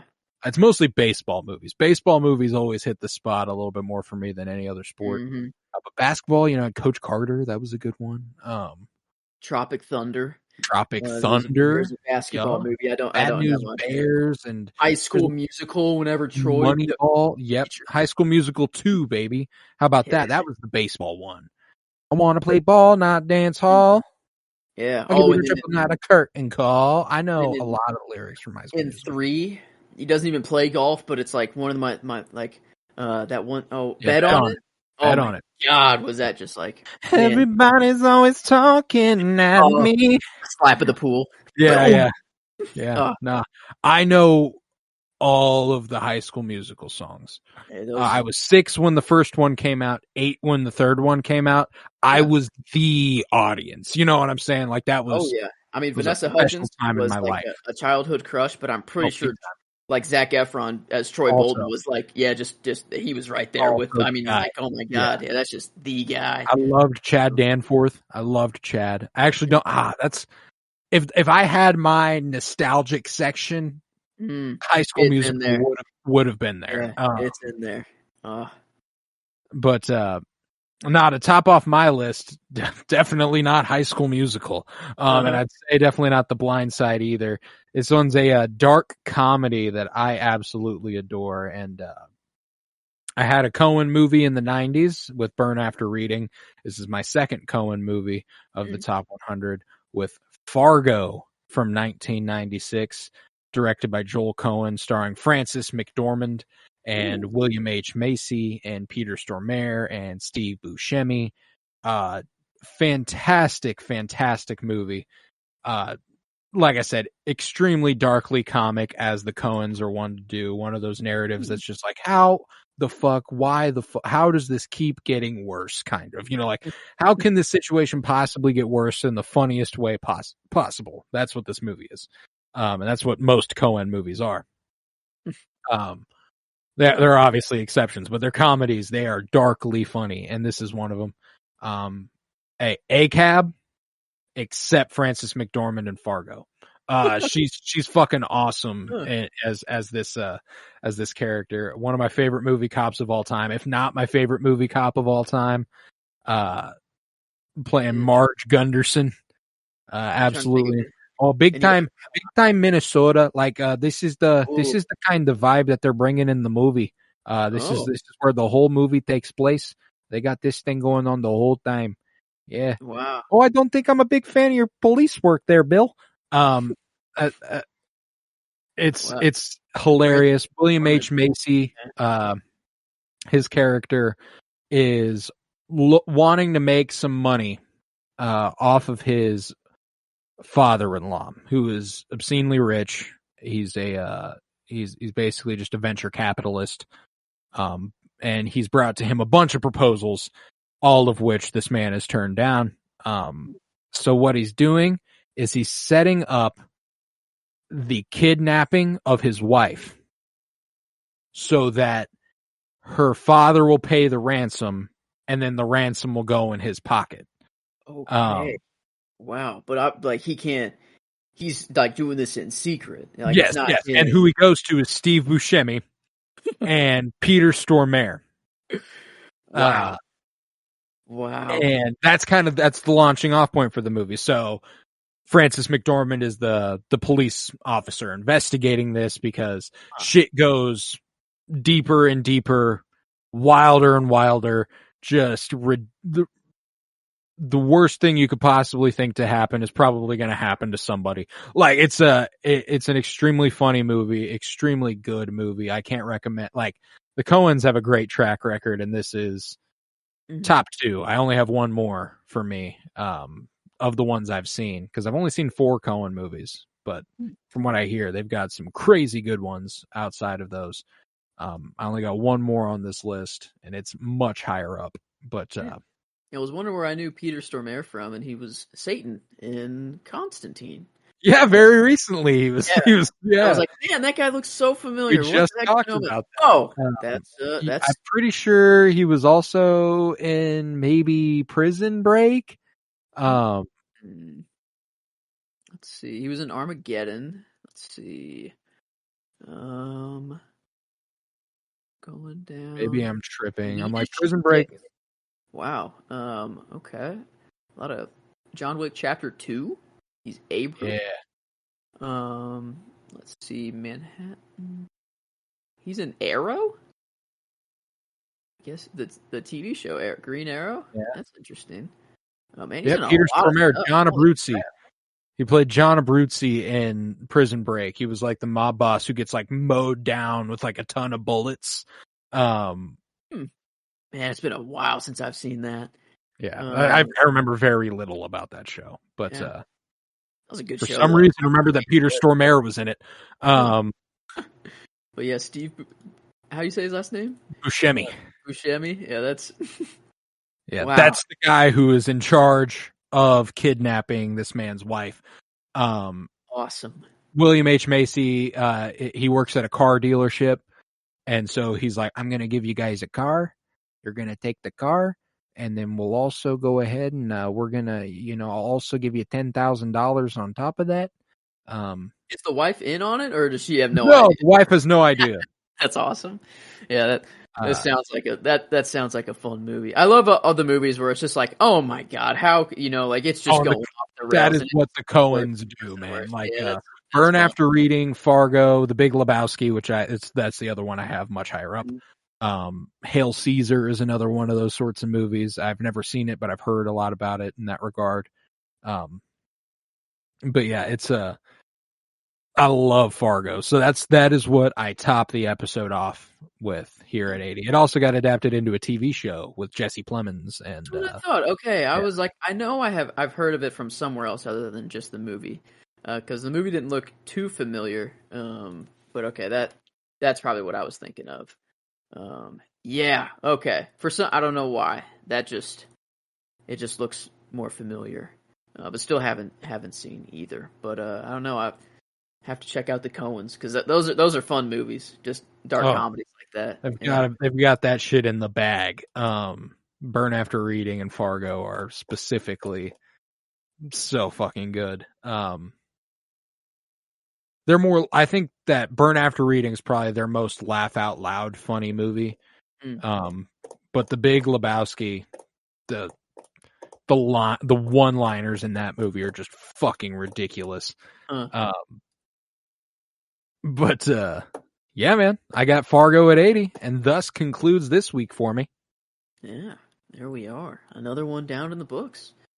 Yes, indeed. Yes, indeed. So we've only got the 70s, 60s, 50s, 40s, 30s, 20s, teens, and top 10, baby. That's all. That's all. Only 8 more parts. And I'm ecstatic to get into it. Because like I said, these movies only get better and better the higher up we get, I love them more and more the higher up we get, I should say. But yeah, let's go top to bottom there. Starting with you. You got 80 through 89. What do you got? Got 80, The Blind Side. 81, The Bourne Identity. 82, Hacksaw Ridge.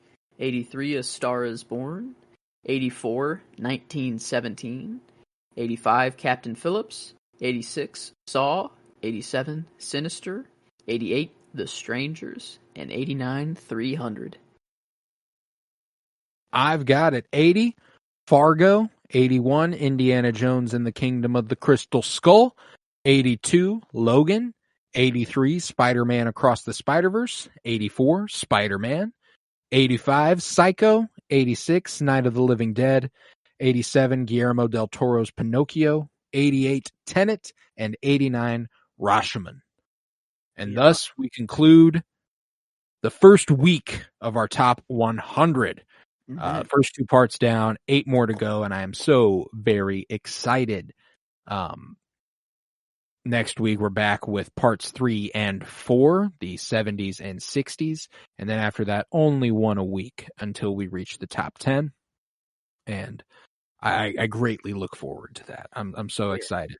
But yeah, with that, I think we'll conclude this episode of the Penny Bloom Podcast. If you would, head to patreon.com/PennyBloomPod, where you'll find over 50 hours of exclusive content.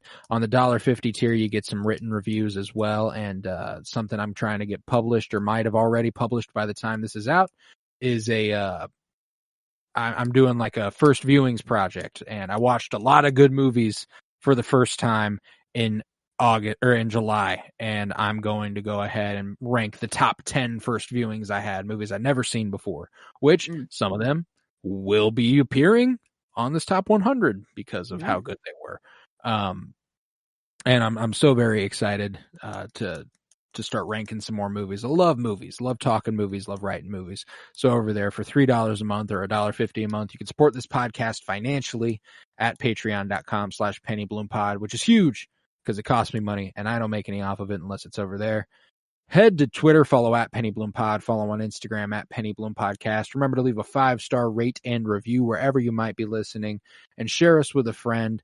It means a lot to us. And remember to return, because on Friday, we're continuing our comic book movie journey through film with Fantastic Four. Kind of weird how it's lining up with some like cast revealings. Who knows if it's actually or not. Yeah. But for the new one, Vanessa Kirby in the Sue Storm role, Joseph Quinn, Human Torch. Stranger Things, is that what he was? Eddie, Eddie, indeed. But be cool to see who we got coming up. But new fan cast that I really want and I tweeted about I quote tweeted whoever said it earlier. I don't know if you saw it, but the gentleman who played Robbie in Oppenheimer's friend who would always feed him, like he'd like give him an orange. Yeah. Him is the Thing. Him is Ben Grimm. Oh, yes. David Krumholtz. Love that guy. I wonder if they'll come around on if they'll cast a Jewish actor or not this hoping time. So. I'm hoping so. Feels very important for the Thing, and David Krumholtz would fit the bill. I would really enjoy that. So hoping that's the next casting announcement. Yeah.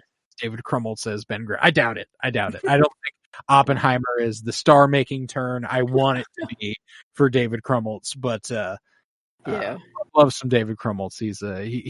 We need a David Krumholtz renaissance. You know, he was in the Santa Claus movies when we were younger. I don't know if you ever watched those. He was Bernard, the like head elf. Oh, wow. He was in 10 Things I Hate About You. Like that's seems like a real friend though in Oppenheimer. Good guy. He's always there. Fucking guy. Had an orange already peeled. You know, he already peeled that orange for Oppie, man. You know, how sweet is that? You know, I don't know. That's just eat. That's Oppie. All. Yeah. You're stressed. You know, you need some food. I don't know why I went mob boss there. Or like, I don't know why I went. What kind of vibe about him? He's doing thing, you know? You fucking eat, homie. But no, I'm excited for you guys to hear that Fantastic Four episode because I love that movie. I have for a very long time since I was a very young lad. Won't be appearing above Spider-Man, Logan, or Across the Spider-Verse in my top 100, but I do love that movie. And we talk about it this Friday. We just concluded season 4 of Game of Thrones, or we're about. This week it concluded. Next week's is the start of season 5. Yes, this week it concluded season 4 of Game of Thrones, and next week we begin season 5, and I'm very, very excited about it. Game of Thrones, great fucking show. And we're at the peak of that shit right now, baby. Seasons 4 and 5. Whew. Yeah. Whew. That shit is good. So we're in the thick of it now. Like I said, next week part 3 and 4 of our top 100 favorites for the movies, and hope you come back for that. With that, I was Colton Robertson. I was joined by Joseph George. Thank you very much, homie. Oh, thank you for having me. Always a pleasure to be here. Oh, and it's always a pleasure to have you. Remember, peace, love, and bloom. Always praise Keanu Reeves.